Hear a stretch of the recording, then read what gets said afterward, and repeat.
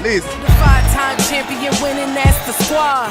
Mention Dallas once and they know who we are. The infamous star, his shine brighter than any. Then turn your YouTube on and just start listening to Henny. You know what he spit is legit facts and stacks. Breaking down the cash is buried all in the contracts. Who got hurt, who got benched, what's the score? Ask the man behind the hat in the shades, your landlord. Giving us a real, he ain't scared to name names. Delivering the NFL news with southern slang. Move out the way, don't want no birds, no cheesesteaks. Or them tiny little men from New York, get up your weight. And Washington, hey yo, what's your name again? You had the biggest year of your life, still couldn't win. And then again, they don't got time to mess with you. West Coast is in the booth and he getting the interviews. With Jerry Jones, you know we make sure we in the news. And the people saying give us some more, they can't refuse. They call up Lou, get all his takes, he coming through. Now we drunk and nefarious and they taking y'all to school. Cowboys College, fill you up with all the knowledge. They link up with Boss or with Vach, you gotta watch it. And it's you got it, dropping the intro, get to know me.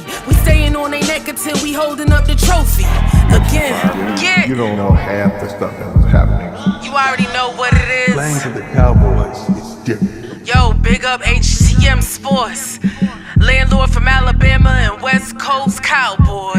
No matter what they say. Giving you the best of Cowboys convos, Cowboys news and everything that's going on in and around the NFL. And the only thing else I got to say is, how about this Cowboys? You better tap in,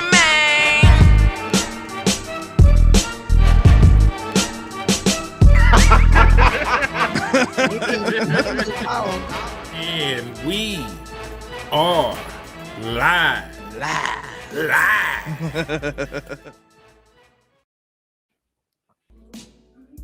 Man, and we are live. It's your boy Henny DeMoore reporting live from the liquor store, man. And hey, this is Cowboys UnCut, the most unfiltered, uncensored, unadulterated Cowboys content in the United States of America, man. Matter of fact, in the world, man, because Russia ain't fuck with this either, man. And hey, we got a full cast today, man. LandLord will be in shortly. He dropping off a ligament right now. He got some knees, but I do got the brother show me in the building and the big homie West Coast Cowboy, man. How y'all gentlemen living today? Oh, chilling, bro. How you doing? Man, I'm good, man. Y'all caught me on my way to work, so I got about an hour to work with y'all. So let's get it working, man. Can you hear me? Yeah. Hey, ain't nothing like making money on. Okay. Hey, yeah, I can hear you, man. Say ain't nothing like making money on the way to get some money, man. Like real talk. Ain't Facts, nothing man. like that, man. So hey, and shout out to all boss, the you got Cowboys getting up and going to work every day. I got mine connected. They not showing. I see. I just added my thumbnail. I mean, I just added the. Yeah, okay, so. cool. Sometimes it delays. I'm making sure. I'm making sure. You know, it delays on my side. On my side, sometimes. Let me look. Yeah, it's definitely on. I gotta double check. You know, I'm trying to make sure everybody get their money now. Man, appreciate it. Let's see. Yesterday I was I tripping, just need to thinking my refresh it shows to weren't see. live, and we weren't live, and Yeah, we hit the weren't live. refresh.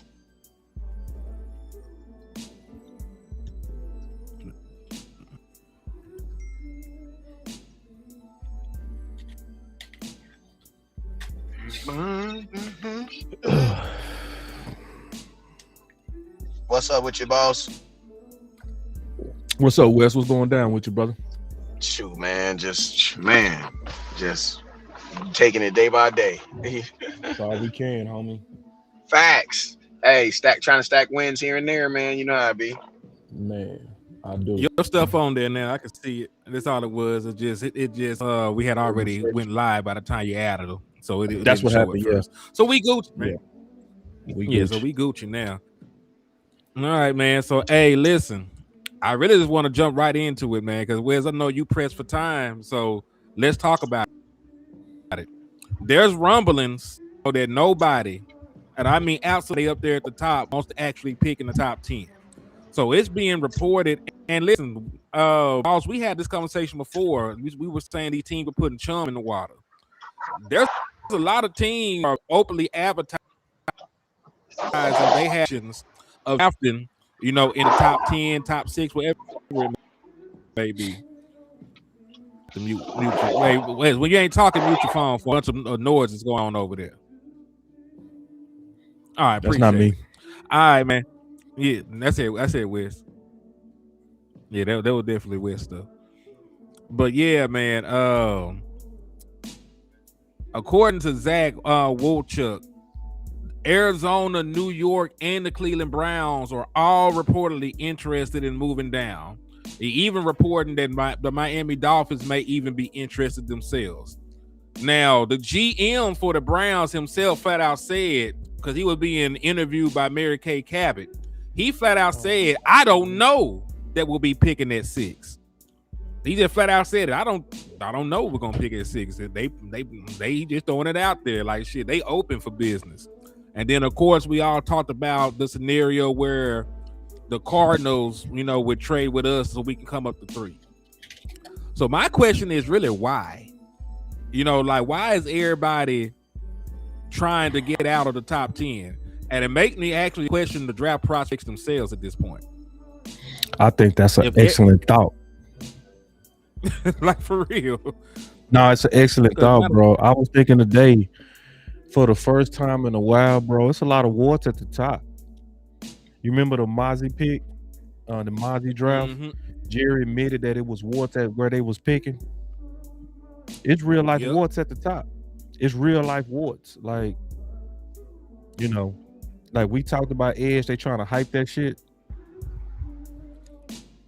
There's question marks and red flags on both of them. When you talk about the marquee pass rushers in this draft, we just sit here and say David Bailey has an amazing get off. Ain't gonna do shit against the run. Like ain't gonna even try and play the run. We talk about Ruben Bain. They scared of that because they ain't never seen an edge with his arm get double-digit sacks in the NFL before. So if he come in and do it, he'll be the first to ever do it. So they scared of that. Caleb Downs, they had a report that he might have a degenerative knee. And he's safety, so that always plays against him. The position and the possibility of having a bum knee. Right? Fernando Mendoza, even though he's the number 1 quarterback in this class, he'd probably be a second-round pick if he came out next year with the Manning boy and Dante Moore and all these other different quarterback prospects. He probably don't even go in the first next year. And then like shit, shout out to Lou. Lou went into depth about underwhelmed he was with these prospects and Fano and McGow. So when you really sit back and think about it, the only person and again, like you can say you like Orville Reese. Orville Reese is a tweener. Orville Reese don't know if he's gonna be an edge or a linebacker at the NFL level. Sonny Styles don't know what the hell he's gonna do at the NFL level. I think it's another thing going on too. I think it's another thing going on too. I think also the richness of this draft is also the bottom of the first, second, third. Like that's where you can You can try to get you that one guy, or you can get you two or three that makes you an overall better team. Like for real. And you can do that. Like for instance, we all know that moving down from 20 will likely net us that linebacker that we need at a comfortable place. Like we could probably move down 7 spots and still be safe to pick linebacker and be happy with it, you know? So I think it's a combination of warts at the top of the draft, like real warts. Because at this time, see, scouts is now having to sign off on it, Wes, right? This is where you got as a manager sign off. You got to sign off on your decisions now. So after you really dug through the film, because I'm getting ready to do a video where Shotty admitted that last year he only watched highlights, you know? But then when it was time to fight for the pick at, pick 12, they came in their horse, remember? Because they was fighting each other. So it's one of those things where you got to sign off on it. Now you got to double check your film, cross your T's, dot your I's. I think your gut is right, Henny. That the top talent is not as top this year. Yeah, and I'm not knocking. Go ahead, Will. I'm sorry. Oh no, you good. I didn't mean to cut you off. Go ahead. No, you ain't said nothing the entire time. Go ahead, talk to him. No, I was just gonna say, we also got to look at it from what the points that you guys are making are phenomenal too, but also remember this is also that time of gesturing. You know what I'm saying? Where everybody's trying to see what they can get, whatever they can get. You know what I'm saying? But I do I'm not gonna be honest with you. I like the fact that the draft is diminishing and kind of getting put back in its proper perspective. Because for a minute, this NFL was all surrounded around the draft and getting new guys in here and getting these younger talent. But the NFL is showing you year after year, no, you need veteran teams and you're going to win or go to the playoffs in free agency. So to a degree, I love it that there's only one or two dudes in this draft that's projected to actually be starters. Because 2-3 years ago, man, they had all the way up to pick. We was really looking for a starting receiver and pick in the third round. You know what I'm saying? Because we had put so much false, kind of not necessarily false hope, but like so much affirmation into the draft and the process and everything. It was like their new baby. So, from an old school perspective, I love that it's being put back in its perspective, meaning that a lot of these prospects aren't coming into the league with the mindset of they're generational, they're gonna do this, they're gonna do that. No, we're getting back to the fact of, man, we don't know what these dudes gonna do. You know what I'm saying? So I think over in the past years, we were giving guys first round draft pick grades that really wasn't even first round draft pick grades. In closing, I would say this: when you're giving someone grades, I don't think you should measure it against the class that they're currently in. I think you should do it exactly what Henny's doing and measure them over like a 5-year draft class. Like if they were coming out of this 5-year draft window, where would they draft? Because just being the best dude in a class that sucks, bro, that doesn't mean anything. That's the whole reason. Like, I'm gonna be truthful. That's the real reason why people are wondering why I'm taking my sons out of this one league while they're thriving, and I'm putting them in this whole nother league that we ain't never played for, and these kids is unweighted, and it's for that exact reason right there. Like, that's good for a minute, but then it gets to the point where you're not benefiting from it. You know what I'm saying? You're not benefiting. You're not getting any better. We're not getting any better.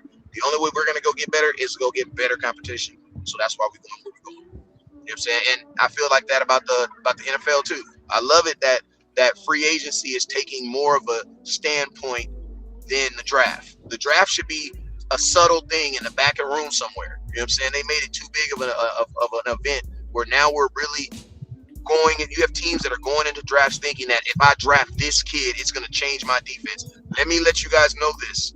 Everybody that's listening, there is not one person in this draft that can change a franchise. The NFL is too grown for that. This is not the NBA, and this is not Major League Baseball. These are grown men colliding into grown men. So that matters. That's what I'm saying. I dig it. But yeah, man. But I agree with the thought process of trying to move back, though. Just the entire thought process of just trying to move back at this point. Especially, if you can't just get the person you want at 12. You know, if somebody up there slides and you know you can just stand pat to get them at 12 and then maybe trade back at 20 and then you know get some extra assets, you know, that'd be fine too. But you know, the thought of the day, this really had bothered me the other day. I don't know if y'all knew how much this bothered me. The fact that they were even humoring the idea of trading up in this draft class, and that might cost them 2 first-round picks, and you weren't willing to give 2 first-round picks for Max Crosby, you know, or you know, or any of the other guys, you know, that sort of upset me. And the reason listen, boss, walk with me, because I think I told Wes why I think they were humoring the shit. They wanted the control. They wanted the control of the young guy. Because remember, we talk about cheap labor. You get 4 years on a rookie deal. You get a 5th year option, and then you get 2 franchise tags. So you really have 7 years built in. Yo. Hey, what was it? 7 years a slave? Yeah, hey, and Henny, and remember in the NFL, it's about prime years. It's about prime years. It's not just about having any old years. You control a player's the first 7 years. Those are his prime years. Those are the years, you know, after a player had been in the league 7 years, he's most likely on an extension or trying to look for his second one.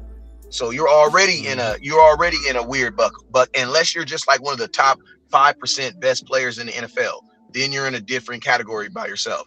But I mean, if you draft a guy and he does that and you're able to control him for 7 years, like, bruh, we've only had Dak for 10. Like, that's literally 3 more years. So it's like, what more else would you be expecting to get out of a player? And I'm gonna be honest, and I think you hit it dead on the head, because in team building standpoint, it does not make sense to be open to give up your 12 and 20 to go get anybody if you wasn't willing to give it for Crosby. It makes literally no sense. Like none, unless it's about 7 years of slavery, to your point. Budgeting, right? So, you know, I did a video today where I talked about really who are truly move up candidates, right? Like move up candidates to me are people that are all pros. So the list of people that I would say would be an all pro in Dallas would be Tate, Love, them two for sure. I feel strong about those guys, and I feel very strong about Delane because of Parker. So so Parker, whenever you give him a top corner, he makes all pros out of him, like he does, right? He got a long track, but I ain't gonna say long, but a good track record of it. So the guys that I wouldn't have been mad if they moved up for, and I wouldn't even be mad at Bailey, because we really need the pass rush. We really need the pass rush. And if you go get the guy, go get the best pass rush in the draft, because he's a better pass rusher than Bain. Bain might be an overall better player, but David is more of a gifted pass rusher. So I wouldn't be mad at that either. I would hold my breath, because I don't know how it's gonna play out. Like, even though we all act certain, the track record on first round edges is bad, period. And it's gonna piss y'all off, but it showed you how we honestly effed up with Micah, because y'all know I did that research going back to 2018, looking at every first round edge rusher. It was only 2 that had over 10 sacks. No, 3. Only 3 since 2018. 3. Michael was one of them. So it's like you already struck. You already. And remember, Michael wasn't even drafted to be an edge. Exactly. So you got lucky, bro. You got lucky.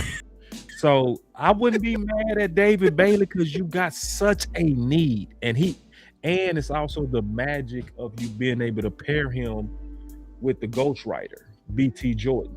So I think if you put him, I called it the seed, with that rich soil, you'll probably get a better return on investment out of him. So I wouldn't be mad at that either. But your overall point of being open to move up, and that's what pisses me off too.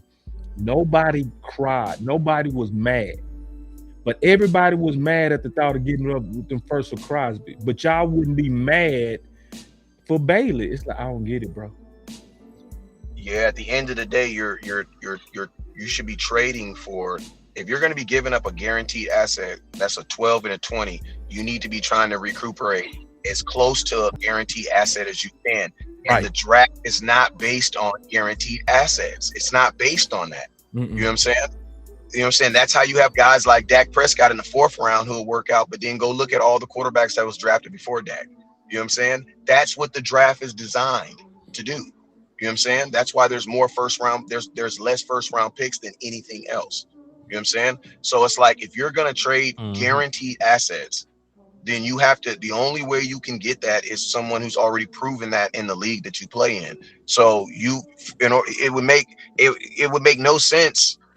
It would make no sense to not want to do one if you're okay with growing up. I just honestly, man, I just think some people want the feeling of just doing something in the draft. That's what I think some of this is like. So, you know, they don't want to feel like left out. You know what I mean? Like nobody wants to feel left out. Like my team did something, my team, you know what I mean? And then it's like you might do this and then still end up getting the player that imagine moving up and then later on it goes to show that like at 12 the player that you was gonna move up would have possibly still been there. You know what I'm saying? Like if all these teams are basically open to trading, that means that they're all saying that they don't see that there are players that are deemed to be first round picks that they want to hold on for 5 years.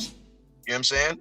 So I mean there should be a chance I'm not saying not to trade up, but I'm just saying if they don't like the draft this much, you might sit where you are and end up getting who you was gonna get in the first place. Because there's gonna be some people, when the draft isn't like this, that means a whole lot of teams are gonna take a chance. And chances don't always work out. And then the draft will prove that Lou, welcome. They typically Lou slid up in here. Yeah, he in there. Lou right there. You can't see him? Yeah, I see him now. Hey, man. Yeah, so you just joining us, man. You hear me? Yeah. I know. So, Lou. Okay. Yeah, Lou, you just now start joining us, man. Give us your thoughts. What we've been talking about, there's a lot of teams being reported of not giving a damn about picking where they picking it. They're reporting that the Cardinals, the Giants, Cleveland, Miami, like most of the teams in the top 10 are trying to trade down. What do you personally think that is? Because we saying that it's about all the red flags around the prospects right now. Yeah, it's making me nervous. Like, why is everybody trying to get up out of there?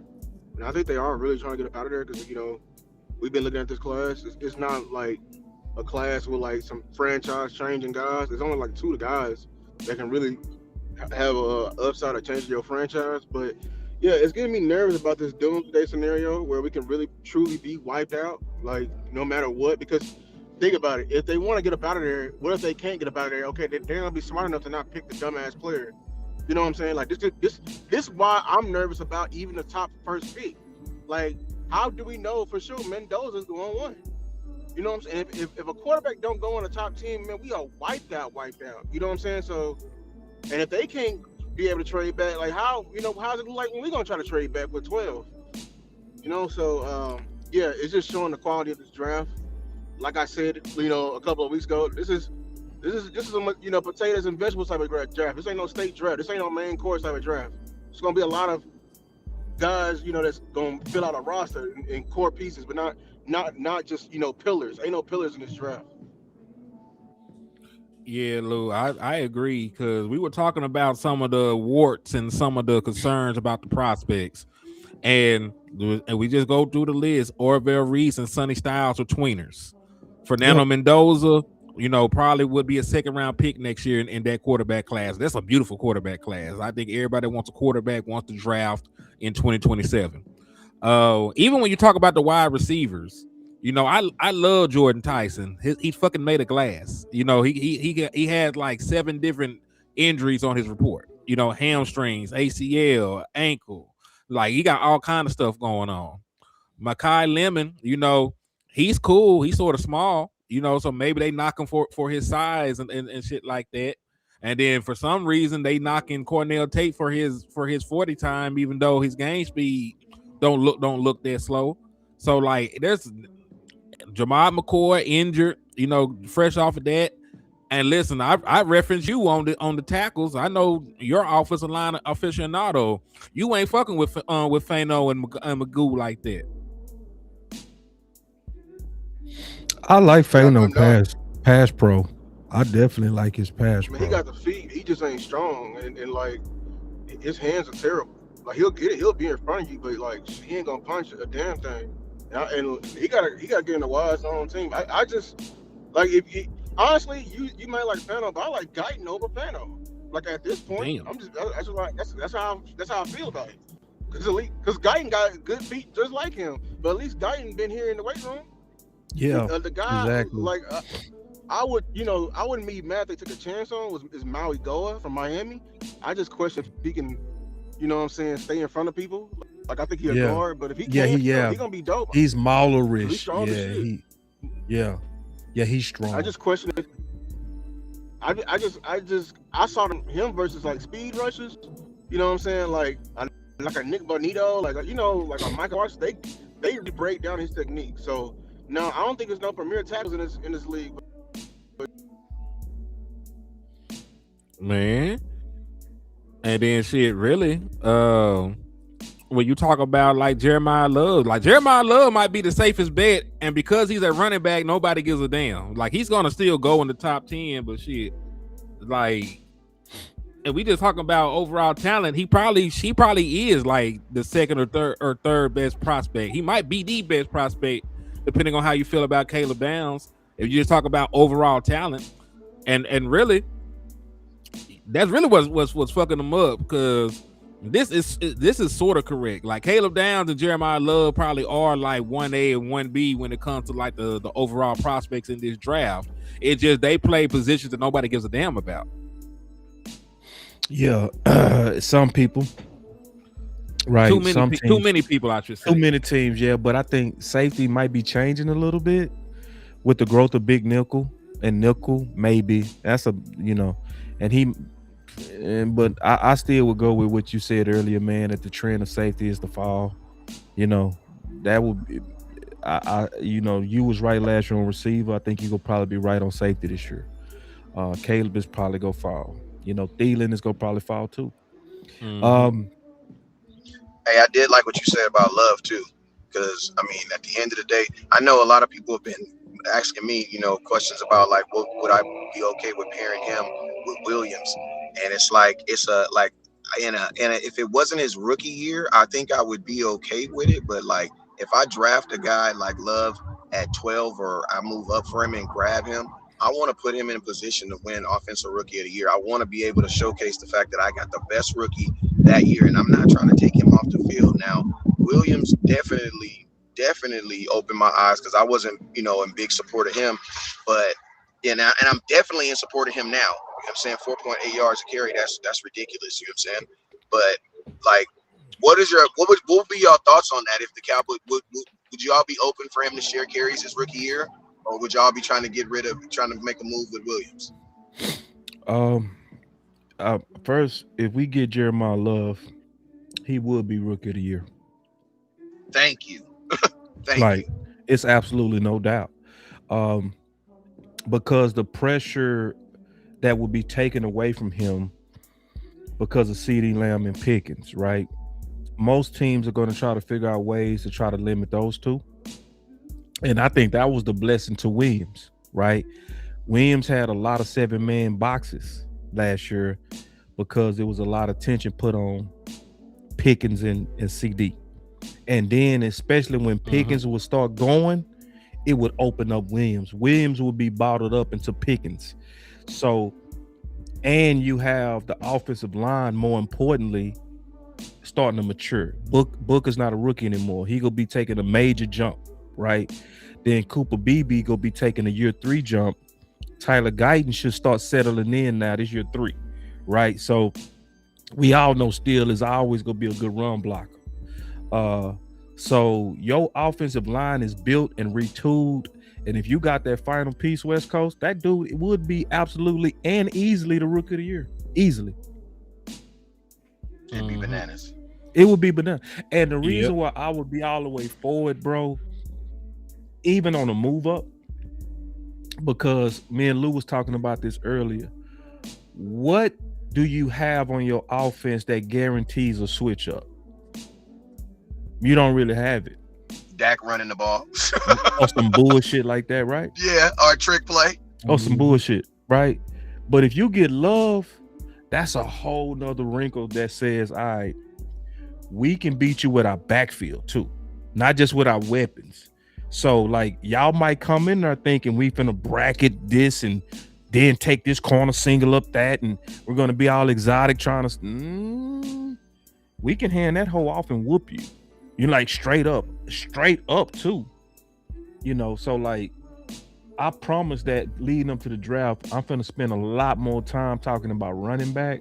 Because to be honest, I didn't spend enough time talking about that, to be all the way honest. So y'all gonna be saying I'm gonna be pushing this, but I absolutely agree with you, Wes. We get Love. That is absolutely the rookie of the year, without a doubt. And he might get, I ain't gonna even cap to you, he'll probably hit 1,500 year one. So what are you doing with Williams? Or how does that, what does that 17 look like? games. They share. Barely. But He'll get the kind of touches that Alfred Morris got in Zeke rookie year. Yep, I agree. Perfect way to do him too. Perfect way to do him. Because if you get Love, that's your lead guy, bro. Facts. That's your lead guy. Now we go through the. Gotta be. Yeah, we'll go through the protocols that you got to earn it. Shit. Yeah. Like, was Love break one time? Wins. You already know what it is. You a dope RB2. We always knew you was a dope RB2. Y'all gonna be the best duo on the league. They would be the new Gibbs and Montgomery. That'd be nasty. But probably better.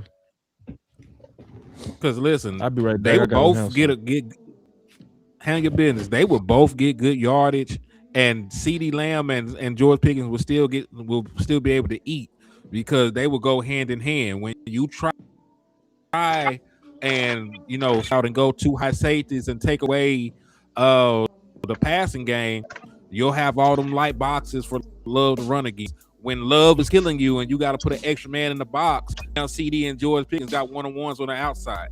So it really makes your offense foolproof at that point because they'll be able to they'll be able to what's up?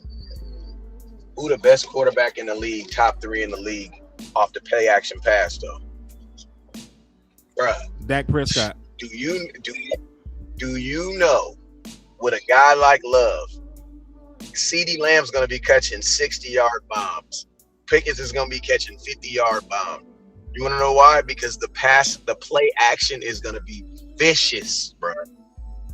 Go look at Dak rookie year, bro. Like, bro, it's going to be vicious, bro. When you have to really respect that run, like, oh, no, he's special. Oh, no, he's special. Bruh, it's gonna be ridiculous.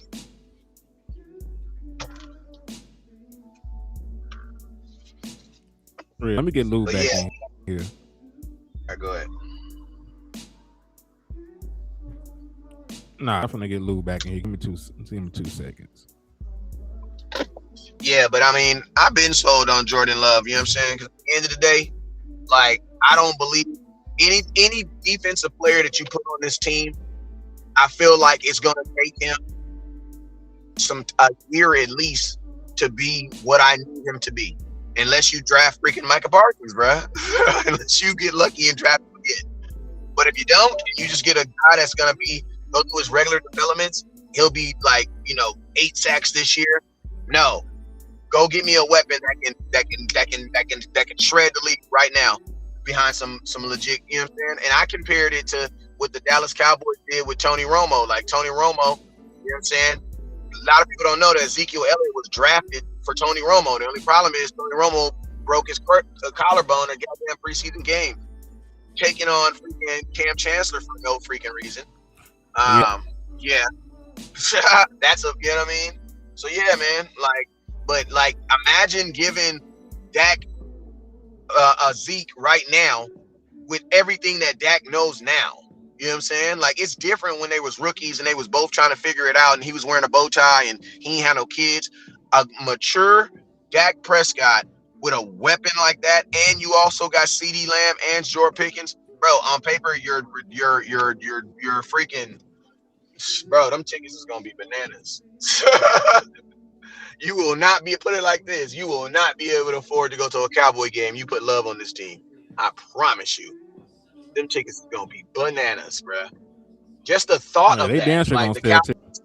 the number one, like the number one offense. You know what I'm saying? Like if like the number one offense just got the number one offensive player in the draft. What? Like even when we got Zeke, Tony Romo was coming off of an injury, and freaking we didn't even know who freaking Dak was. Hell Hey, yeah. shout out for the $5 super Hey, Lou, chat, can you hear me? Neil. He says I got a jersey idea for love. 14, one Yeah, love, and that's the thing. one love. Who number one for the Cowboys? There we Hey, go. shoot, I know, and hey, listen to me, and I'm gonna tell you, I'm about to get out of here, but I'm gonna tell y'all Salute this: the numb hand Neil, man. the Hold on, offense my is gonna stuff have to tripping. carry. Oh, can y'all hear me? The offense is gonna Yeah, have to carry this. The offense is gonna have to carry this defense for at least a month. At least a month. So if you can't get me a guaranteed dude that helps me, that guarantees me some stuff, man, throw me a player that throws me a guarantee on top of my guarantee, and that's my offense. My offense is coming to work. Defense may not. Defense may have to figure it out, but it's all good. If you give me an offensive weapon, and then boom, and then at that pick 20, you could pretty much. I ain't gonna lie. I feel like linebacker or corner is gonna be that. Is gonna be that pick though. for what? What? It's 12? for 12. If we don't, I feel like, if I had to put my money on it, or not even put my money on it, my thought on it, I feel like it's gonna be corner, just because, man, the emphasis that they put on Deron Bland, that lets me know that he's about to be out the door. You know what I'm saying? They basically put a bounty on his head when he said, he's supposed to shut down a side and this the other third.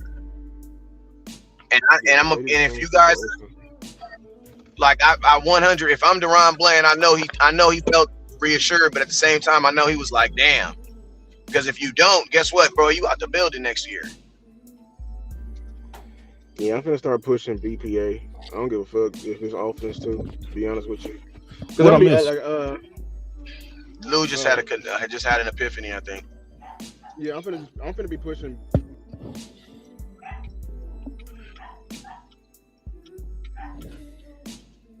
What you push? He said he's gonna be pushing BPA. He didn't say it very encouraging though. He said he's gonna be pushing BPA. So that means he gonna be open for offense. I mean, it's really not even BPA. You know, it's his best available by need. Because I mean, if the best available person there is a quarterback, they're not gonna take it. You know what I'm saying? So it's really best available by your need or your want. And I think we almost kind of find out, like, do Cowboys need or do they go want?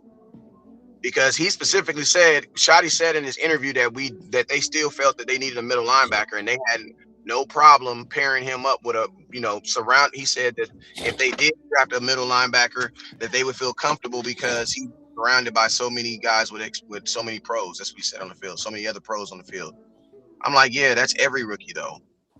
Like, they be sometimes saying stuff that, like, obvious stuff, and try to make it like it's like this ground shaking statement. Like, bro, that's obvious. Every rookie is going to be put on a team with other experienced dude. That doesn't guarantee success though. Yeah. And this the thing, like, the only way I'm accepting a rookie linebacker, middle linebacker, is if they go out here and they make a trade for a defensive end. You know what I'm saying? Like, Facts. that would be my my compromise, because I don't want to have a rookie middle linebacker. I want a fucking veteran. I want a motherfucker that done played middle linebacker in the NFL before. You know. And what I got up here, and I've had it up here for a little bit at this point, it's just, the history of draft trades recently in the first round. What it actually took to get it done. Now, it doesn't actually have the picks traded, but it does have the number of picks, right? So for example, when the Dallas Cowboys and the Philadelphia Eagles traded, they moved 2 spots, and the only thing that was given up was end up being a third round pick. Right, the only thing we got out of that was a third. So this is gonna be my one question to you though, in terms of moving up. Let's say somebody fell to 10 or fell to 9, and it will only take your third round pick to go up there and get them. Let's say either Ruben Bain, David Bailey, or Mansour Lane is right there. And all it would take to ensure that you get them on your team is a third round pick. Would you do that? That's In a my question to heartbeat. y'all. In a heartbeat. In a heartbeat? In a heartbeat. For Bailey, yes. Real quick. I mean, without blinking, bro. Let me read this super chat, and I'm gonna go down the line, and I'm gonna ask the rest of y'all the same question. He said, "What's up, dog? He's from KC. I am down with Love, transformative offensive player. Matter of fact, let's throw Love name in the mix then for as a trade up scenario because he is a running back. Absolutely, absolutely, bro. Like, and I would do it for Tate. I'll move up for Tate too. I sure would. I'll do it in a heartbeat because that's an all-pro position. Like, I just dare anybody go do their own research. They'd be convinced like me. If you go look at first-round receivers when they are drafted under existing all-pros, they usually become all-pros. Like, so it's like, like Wes is right. You can't pretty much guarantee these draft positions, but that's the closest to guarantee. And I'm talking about any one of the receivers. I probably wouldn't take Tyson, but I would take Tate, and I would take maybe Lemon. Yeah, I would take Lemon. I would take them and feel good, because first of all, it would be immediate impact. Immediate. Because there's one thing you see when you see them first round receivers come under an existing all pro, they hit the ground going immediately, bro. Like immediately. And also, see, people don't want to say this, but that also would send an immediate message to Pickens and his agent. Immediate. So before you miss camp and want to say you got a Charlie horse and your back hurting and all this kind of stuff because, your agent told you to be tough, and before you start sending out that you requesting a trade and this and that type of stuff that happens, come on now, that happens with David Mulligetter's guys, right? When they trying to get paid, they get nasty, right? Mm-hmm. If you get a receiver, that's a message to, hey, Pickens, we want you, but we want you at a friendly price. If you go try to really get us at the best price possible, we have a way out of it now, sir. So if you really want to be a Dallas Cowboy, you're going to have to come talk to us and come down off your price. That's what a receiver would do. That's exactly what it would do, And if you want to be cutthroat with it, you would spam the hell out of Pickens all the way up to the trade deadline and trade him and flip him, especially if the wide receiver is working. But if not, you get a whole lot of leverage by getting that wide out, and you would have the dopest trio probably in the last 15 years. Hey, boss, 120, 4 years, 60 ball guarantee. You think you get it done? Think he'll sign something like that? A 40? That's an average of 40, right? No, that's an average of 30. I'm not giving Pickens. Listen to me. I'm not. The delta between 27 and 40 is $13 million. I don't think I'm getting $13 million more of a wide receiver. So I can't even speak for Pickens to get that money. You know what I'm saying? Because I'm not saying he's not deserving of it. I just don't think he's earned that right now.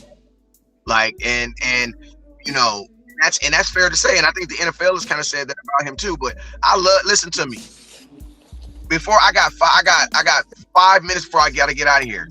Can I do an abrupt subject change on a subject that never gets talked about? But I got 4 guys that I love on here, so I know y'all can give me some great answer.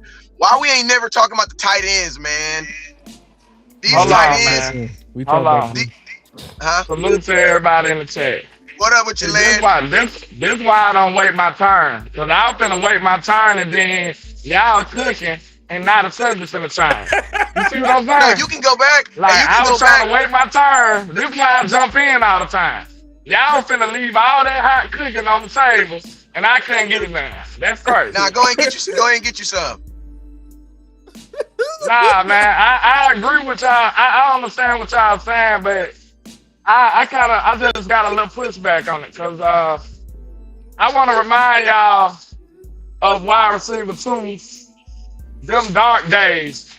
Like that shit was a big time deficiency on our team. We was terrible.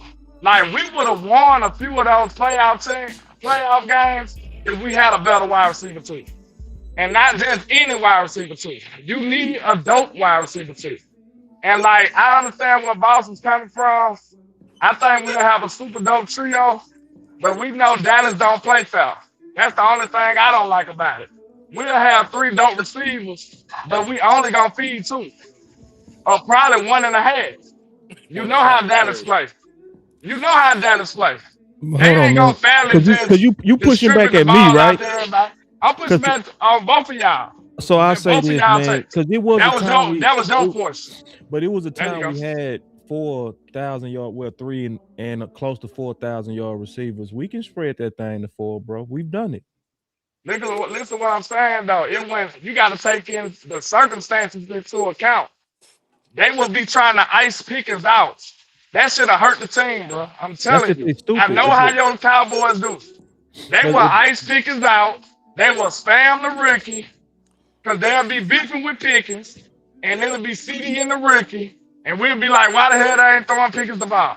and that'd be stupid. Like if they smart, they would That's what they spam it. do. But they That's what now they do. I ain't gonna nice. It depends on what they trying to do. If they trying to flip him, they would spam him. That would be the smartest thing to do. Is say, look, we got three receivers. Let's get his value up by spamming him, and then we go also because see because Devontae Adams went for a first and a second, bro, at the trade deadline when he went from Green Bay to the Raiders. He went for a first and a second right at the trade deadline, and all of us would take that, especially if that rookie is eating. So this is the beautiful thing about that, though. We would at least know if that rookie is balling. That would be the key. Like you right in terms of having a dope wide receiver too of Pickens caliber, and nobody want to take that for granted. So the best thing is to show you, right? Show you, right? Show you that this shit is dope before you even start even thinking about playing with it. You feel me? And you will be able to see it. Like so, if you seeing dopeness out your new receiver to the level of better than Pickens, why would we give a fuck about Pickens? Like real talk. I also Because want to. I think y'all kind of underrating. I think y'all kind of overrating how easy it would be of a transition. Because like I understand that Dak is awesome and amazing, but it still takes receivers trying to get acclimated to the offense. And But we will be asking them to jump up in a George Pickens role, whoever he is trying to take this over. And like I'm telling you, if you take that away, it'll be a significant change on your whole team, not just your offense. Because now your defense got more ground to pick up on. It's not like we know this offense finna be amazing, they finna score 40. It ain't like that no more. It's like, okay, we hope the offense is still like that or close to that. Now the defense got more weight on their shoulders.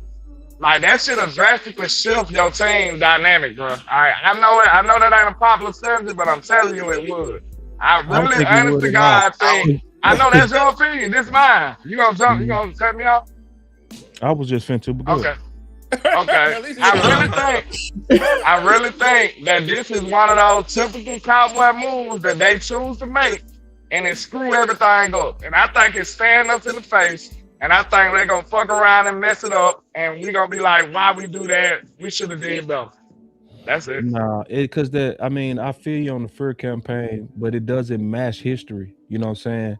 Like if I'm looking at the patterns of what really happened with wide receiver in the first round with all pros, it don't match even close to the doom and gloom you just potentially painted.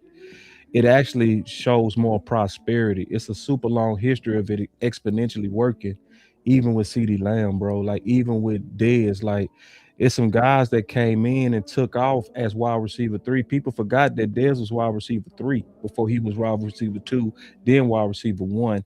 All of it was exponentially successful. This shit worked. It's like to me, it's about trusting the fact that your wide receiver three will be coming in and he will be cutting his teeth on nickels and second and number 2 corners. Like it would work. And then you got Dak thrown to him so it's almost like I'm treated like I'm under appreciating Pickens. I think y'all overvaluing Pickens, in my opinion. I definitely It's easy believe. to say that when you got them. Hold on, you can come here. Yeah. Go ahead. No, it's all good. I ain't tripping, bro. No, I was just about to say, it's No, funny you brought up no, Dez. no. When Dez got campaigns out here talking about how the Cowboys tried to take away his production so they could pay him less. That's a bad point to make. No, it's Like not. that's Like, yes it no, is no, because no, you no. cut Hold me on, off David. again. No, No, it no, is a no, good point wait, to you cut make. me off and then you start talking, bro. Like, You no, said I was good. You let me go. Now I oh, make a no, point. no, You jump no, in. no, that What we wasn't. doing? No, I was actually Okay. still talking, bro. I really No, was. you said you good. That's what you said. No, I Out wasn't. your I mouth. would say you good, like I ain't tripping, not like you Oh, go talk. ahead then. Go ahead. That's all good. So, and I said it like that, like all good, like in the same. I said it like that, but what I'm saying is like you had receivers that came in even as the number 1, like Brian Thomas. So Brian Thomas came in and he had an equal year like Pickens, bro, with being the number 1. Like it's possible for cats to come in that even have mountains of pressure on them and can do what Pickens did. But especially if you're talking about him coming in as the number 2 or number 3, it's like y'all talk like Pickens mouse and he not, bro. He not mouse. He not Sterling Sharp. He dope, but he's replaceable, bro. Like you can get a guy that is fully fit, all pro you. Like if you get Tate or any one of them that came from Ohio State and you plugged him with Dak, that shit gonna be dope as wide receiver too. It might be just as dope. In some ways, it might be doper. So Can it's I like, ask you a man, question? oh, I'm almost finished. It's just not doom and gloom like that. It don't even close match the history. Not even close, bro. Like it's a long history of people coming under existing all pros. Like Thielen was the number 1 before Jefferson got there. He was the number 1. He was the all pro number 1. Jefferson was able to cut his teeth and then he became the number 1. Like it's so many times that continues to happen unflawed and instant production, but we scared of it. I don't get why we scared of it. You done? Yeah. All right. Now go back to the Dez point that we made. You did say Dez. Did Dez not come out and say that the Cowboys held back his production so they could pay him less? So Dez Yes, got that's a paid. yes or no question. It's a yes or no question, Yeah, sir. but yeah, I mean, I know what he Nah, said, okay, it but ain't no but. It ain't no but it because I'm is a still but. What, talking. I asked the question. I what said is it? yes or no. It's a yes or no question. No, it's not. I mean, you can't just frame it Can how y'all can make. that question be answered with yes or no, boss? Does that make sense with actually what he did? That's why I said Can that question be answered with yes or no? that can be, but I have to think through just what he said. What he said Go could be. ahead then. Go ahead. Go Because ahead. if you think about when he got paid, he had what 20 touchdowns. So how the fuck is that like stopping him, bro? Like he was like the one of the top people in the league. So where's this shit he talking at? I'm Like just I know what giving he's you what the saying. man I said get out of what his he's mouth, saying. I man. gotta You think. gonna you gonna deny what the player said I out know of what his he's first-hand saying, but I'm experience? like, okay, it's a such thing as players being full of shit, bro. Like it is. But Because if hold you on now, hold on. I'm he's gonna cut you saying, off now. I'm gonna cut you off now. Because Cole Beasley said the same thing. I know, okay, I hear what people saying, but See, that's y'all, see, you going. All I need to prove is that the Cowboys are vicious and vile enough to do that. That's all I need to prove. And I'm done. Go ahead. I got you. So this is the I'm gonna deal. cut you off again because I ain't read nobody's super chat. So let me read the people that were nice enough to send super chats because we got 2 on here. Because Angie has sent a 4.99. She said for Land, I'm gonna let Land answer the question. Then I'm gonna read the second super chat. She said with the 4.99, they got you a raffle entry by the way. If we had an elite running back room, would wide receiver 2 really be a big issue? No. Not as big, but you got to commit to the run. And I don't think Dallas ain't strong. Dallas ain't smart enough to commit to the run. We just don't. Like y'all dog Mike McCarthy for not running. Shot it on run either. So we'll see. And then start with the 4.99. Say if the best in this draft is average, I don't see how trading down will help us either. We always trade down and get meh players. Well, the No, reason. yeah, I think it's Go better. ahead. Go ahead. Yeah, I don't think that's the case. I think there's better players in that second and third round. This is my opinion. It's just like, the value. Like we were just talking about it on the last Boss Land show. Like a guy like, I don't know if his name is Jakas or Aku out of the DN from Illinois. Illinois. Like if he's there, like that's great value. Or a guy like they're the guys that's in the back that's not as we gotta keep forgetting that the draft is a politics game too. Like a lot of these guys are not propped up by just purely ability. Like what I'm saying. Some of these guys are just propped up because of 40 times and everything like that. So yeah, if we could trade down, like I promise you, we can probably walk away with a better draft than picking from the top that's supposed to be fruitful, but it's not this year. So I put it like this: um, the receiver that get drafted to Miami is going to a death hole, and he gonna probably be a bust. Yeah. But the receiver that goes to the Rams or Dallas is gonna likely be dope as hell, especially if it's one of them in the first. That's my whole point. Cause see, whoever come under the Rams gonna be coming under Puka Nakua, right? So what happened to Puka Nakua? Who was he under before he blew up? Come on now. Cooper Cup. He was under Cooper Cup. See, come on now. Come on now. This shit worked, dog. Like, so it's like it's a pattern of it. So it's gonna happen again. And mark my words, this time next year, I'm gonna rewind this show. I'm gonna say, remember, I told you, whoever receiver got drafted to the Rams was gonna be a baller because they coming in under Puka. So I don't even see what the debate is, because at the end of the day, I'm talking about adding somebody with Pickens, watching them, and if they're dope, then having the option to trade him. Not saying before, I'm saying after. It's almost like we protect Pickens too much. I'm being honest. It's like it's way too much protection on him. It's like if somebody's already showing me they can do what he's doing, why would I give a damn? If I can flip him, I flip him. My I wanted Cowboys to know ask that. you a question too, cause you said he ain't Mouse. How you know who he is when he played 1 year with a good quarterback? How We're you not know who doing. he is? Come on now, we're not doing that, I'm bro. just saying, who is he? You tell us who he No, is, then, boss. like He wait. might not be Mouse, but who is he? Cause you know He who Pickens. is he? He Pickens. He's somebody that's super dope before he got to Dallas at the vertical ball. He's very good and always been good at attacking the ball vertically and at the point of attack. He's very good at that. He's always been that part. The thing is, you also now married him with the best deep ball passer, which is Dak. So, and then he also went through a slew of games where he was the primary guy. So it was a perfect marriage that really between Pickens and Dak. So he's Pickens, but he's not Moss. He's not Sterling Sharp. He's not Chase. He's not. He's not Jefferson. Like, yeah, all those receivers would be better than him right now with Dak. Every one of those guys, you know. So That's a Especially very That, small. That's a very small sample size of guys that would be better with Dak, though. that's what I'm saying, cause you don't know that, bro. He was better than damn near everybody in the league with that. So how many people could you say that'll just be better than him? He was damn near the best receiver in the league last year. Real talk. well, he was the best. He was one of the better receivers. A lot of it was because, in my opinion, because CeeDee Lamb got hurt, so he had to become the primary number one when he already was a number one in skills. So a lot of his production was inflated because of need. It was also inflated because we was making comebacks and our defense was so bad. So in shootouts, what you go do? You go shoot it out. You feel me?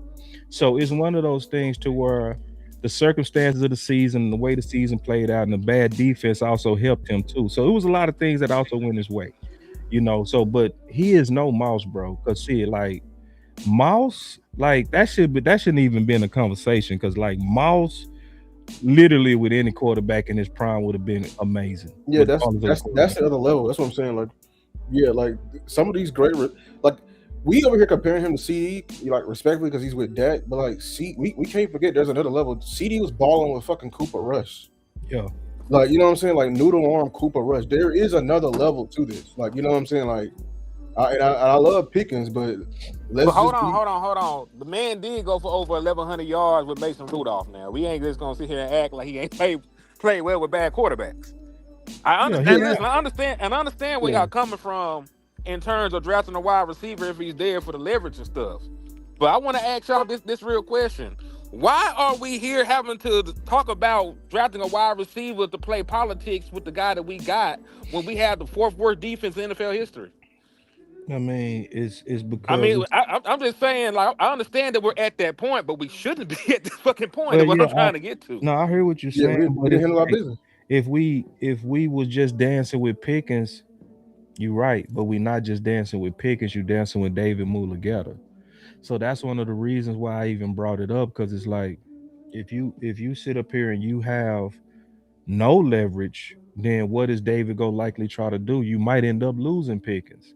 So for people that want to keep Pickens, one of the main things you should do is keep him honest. And to keep him honest, show that I said this a lot. I'm gonna say it again. One of the best things to ever do if you want to keep Pickens is show that you don't need Pickens.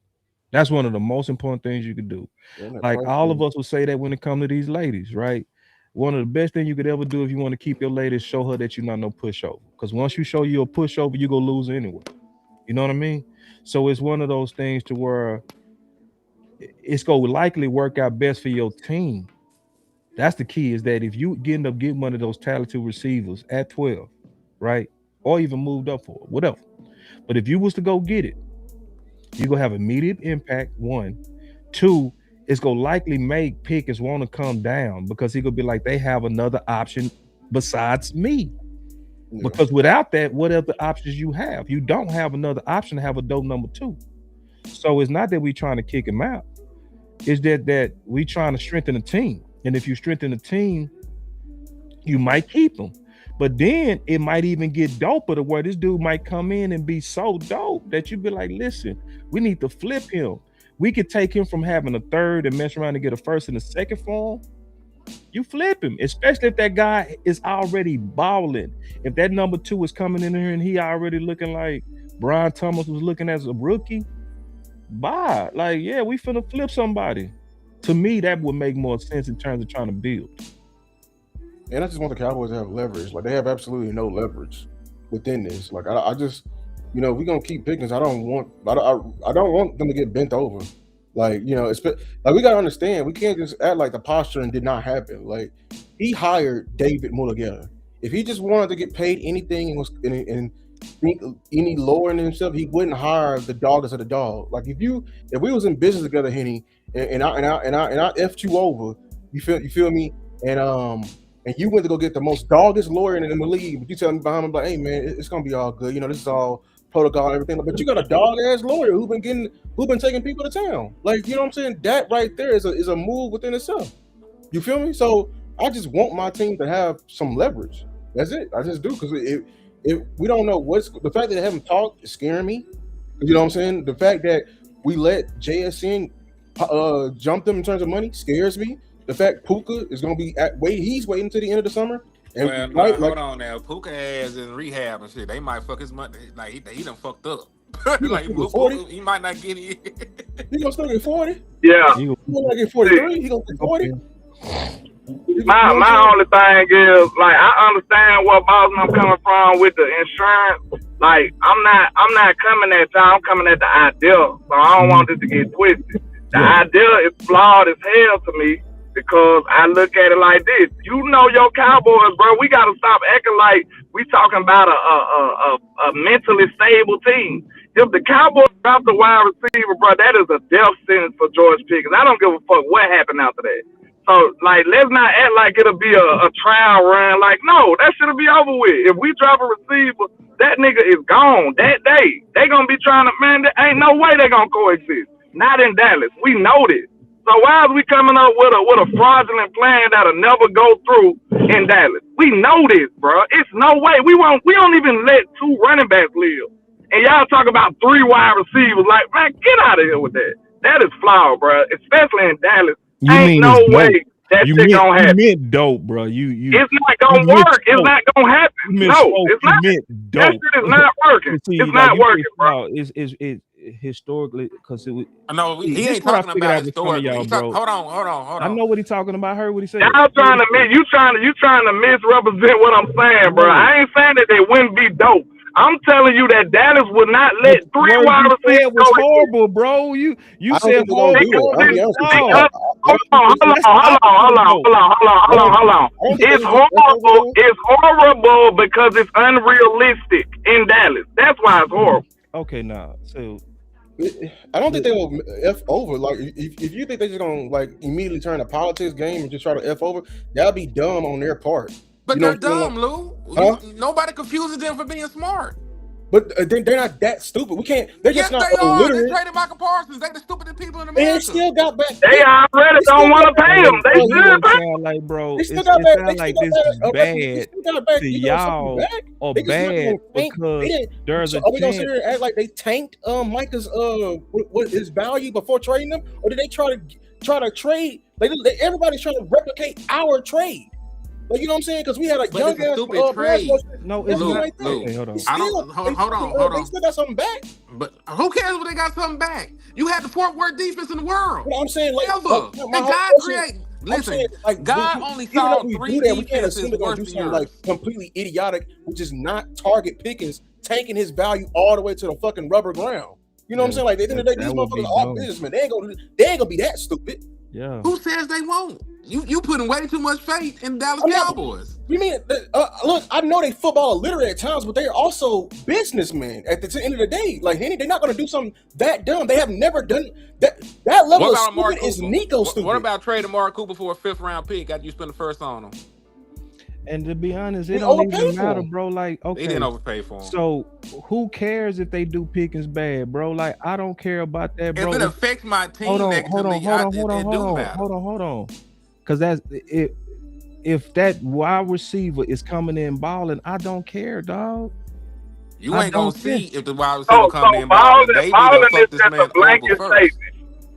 That Yeah. shit is not just a blanket statement, bro. It's I not. can put numbers Brandon on Cook it. did Like, I okay. can put projections. Brandon Cook did okay, but I he can- wasn't the type of guy that could I have can won put one-on-one, I which can put projections derailed on our it, whole playoff run. I can put Because he realistic wasn't the type of projections on it. receiver to win one-on-one. I That hear you. derailed You after harping on derailed that. our whole I playoff hear run. you harping on that blanket, but I can put some specifics on it, bro. Like, Hold on, before it's you put very- specific on anything, I'm gonna read Nigel's super chat. Nigel with the 10 piece. Damn, salute to Nigel, man. They got you 2 raffle entries, man. Salute to you. Oh, he said 6'3" dog receivers don't grow on trees. You just don't get rid of Pickens for a maybe wide receiver too. And see, that's not even real, bro. Like, so I don't understand how I go through all this factual history and people act like it ain't facts. Like, how do I go through all that history of wide receiver twos coming in at first rounders under existing all pros having a 95% success rate, which nobody ever was able to contradict on what I ever said on that. But yet people act like that shit don't happen. Like when I gave you multiple examples of that shit happening with your own team too. With your own team. It happened with Amari and CD too. CD came in here as the number 2 in ball, didn't he? Yeah. Des came in here as the number 3 and didn't he ball? Yeah. So your own team done did this multiple times. Like, it's thousands of thousands. Now, I ain't gonna say thousands, I'm exaggerating with that, but it's so many examples of coming in under existing all pro and duplicating or doing just what Pickens did. Come on now. Let's not act like he just Is anything unrealistic. 100%, boss? So you acting like it's just a guarantee. There's no guarantees in life. There's always going to be a chance the shit don't work. Yeah, I mean, like if we talking about, I ain't scared about Especially losing on 1%. especially hold on, because I really ain't even done. Especially, But I was actually when talking. You cut me off, bro. I love cutting. Listen, we cutting people off all day. No, we It's ain't like the doing 7th that. time, No, but we ain't we done doing crossed that. We over ain't from doing that, traffic. bro. We ain't gonna do that. We ain't gonna just cut people off just because you want to. Because I don't do that to y'all. Like when you Yeah, you make, just cut when us you, off like 4 when you times make this me show. when you make it known that you cut me off, I stop, bro. Well, go ahead, man. So what I was saying is to that super chat point is that now, bro, like pretty much Pickens do grow on trees, bro. They do. Yes, they All do. pros grow on trees, all right. Yes, bro. I said that. I know exactly what I said, bro. How many times I gotta say it? How many times I gotta say it over and over that when you get a first round receiver and put them under existing all pro, they usually become all pros themselves. Yes, They grown trees under this system. Yes, when you're fortunate to have the type of soil that we have, meaning an all pro, it's gonna make another all pro generally when you go get them in the first round, bro. It's a long history of this that nobody can refute. I dare any one of y'all go do the homework. Go do the homework and show me all pros that came in as first rounders under existing all pros and tell me when that shit didn't work, bro. Especially if you got Hasn't worked with Jordan Addison yet? Yeah, it worked at first when he came into the Nigga league. ain't never broke 1,000 yards. Yeah, but when he came to the league, he was balling. Yes, he was. He ain't never broke 1,000 yards. I mean, you know they got some. Come on now. See, nah, ain't no come on now. Don't say it's foolproof. Then I bring up a first round nigga. He ain't been a Pro Bowler. That's when I say with the solid Dak, and now we go talk about JJ McCarthy. We go talk about JJ McCarthy. He wasn't fucking playing with JJ McCarthy them first couple years. So what we talking about JJ McCarthy for? He having JJ McCarthy 1 year. Because we talking about Dak Prescott, bro. Like, listen, listen, bro. Listen, bro. Listen, I'm not finna do no. Listen, no. Okay, you found one. That was real quick, but it was quick as hell. It was quick as hell. He's still a solid player. Yeah, solid as fuck. I don't want solid, nigga. I got an all pro. What the fuck I want a solid for? I got an all pro player. I mean, he's like, is he a bum? Yes. He ain't shit, nigga. Jordan Addison, he a 600-yard receiver, nigga. He ain't shit. Okay. Fuck Jordan Addison. Well, I say this, bro. With Dak Prescott, you know what I'm saying, and you know he might be dope with Dak. Like Dak, exactly, Dak bro. Like, well, you know that nigga Dak. I'm like, well, fuck y'all. Oh, that's what we talking about, the soul of Dak, bro. Like if you look at whoever receiver we could get, bro, would come in. They wouldn't just have one all pro. They would have two taking pressure off them, bro. They go come in this bitch and ball out. What about they go ball out? Hold on, Henny. What about Ibuka? No, hold on. Ain't no damn man. Ain't no man. What about Ibuka? My nigga hoop, but he was gonna hoop regardless. Did you not see my shit? Man, I was on Ibuka too, man. You know I know you was, but he went over there. You know why he over there balking? They had Mike Evans too. Mike Evans barely played too, so that really is against it because Mike Evans missed most of the season. But the whole reason we can get off receiver, the whole reason we got on receiver because I was making the point of where can you get your almost guaranteed all pros. That was the whole point. Oh yeah, so, that's what I was pushing too. Like so that's the only reason I talked about that is because it's like where can you get a guy that's gonna come in right now and ball out likely? Like what's going to increase the odds? So I look at all the places to where we're built and what I call good soil. You feel me? So play like Mansour Delane would be good soil to me as well. Why? Because of the soil of Parker. Right. You feel me? So when you look at his track record of working with top corners, you know, and what they usually become all pro. So that was the whole reason of bringing up the wide receiver 3. I wasn't trying to rehash no debates on Pickens and shit like that. That ain't the point. The point is just which one of these guys, to the show's point, could be the safest guy for us to get at 12 or if we moved up. So that would be Mansour Delane to me. That would be a take to me because of the all-pro potential likely with him coming in and having that pressure off him. I also would add Love in there, almost guaranteed all-pro, almost for certain, coming behind our offensive line, playing with 2 top number 1 receivers. That's going to take a lot of pressure off him. He going to be explosive back with 4.3 speed, going against 7-man boxes and a refreshed offensive line. Like all of that says that's an all-pro position as well. If I want to take a crapshoot at it, I would take a crapshoot also with David Bailey as an all-pro potential, mainly because of the ghostwriter. So those 4, Mansour, Tate, Love, and Bailey would be the guys that I would feel would make us certain based on the soil of Dallas. So I didn't really want to get into that because I'm not really trying to fire Pickens. I was more so talking about if you got a receiver, it could put you in a position in case David is trying to play dirty, you would have something to kind of push him back and say, well, if you play hard with us, bro, we got an option right here, big dog. And listen, I understand that. I can't dispute that because we don't have Pickens long term, and I know how these contract situations go because we just seen it last year. But the issue is, for me, in this, I don't trust them to do the right thing. I agree. That's just my entire thing. The Dallas Cowboys have done such stupid, irrational things over the course of the years. I'm fucking traumatized dealing with these folks, man. I can't It's fight not you on even that. anything to do with you. Like I'm not mad at Yeah, your plan. Your yeah, plan makes sense if yeah. we were dealing with No rational, people, yeah. football-minded people. Right. Because the rational thing would be to do that move if it was available, right? Then the rational move would be to spam him too. You know what I'm saying? Like we're gonna intentionally inflate his numbers to trade him. That would be the smartest thing to do, especially if that new guy is balling. It's like, dog, we got full confidence. We don't watch 6 games of this rook. I feel real good on him going forward. So I would spam the fuck out of Pickens and send him on.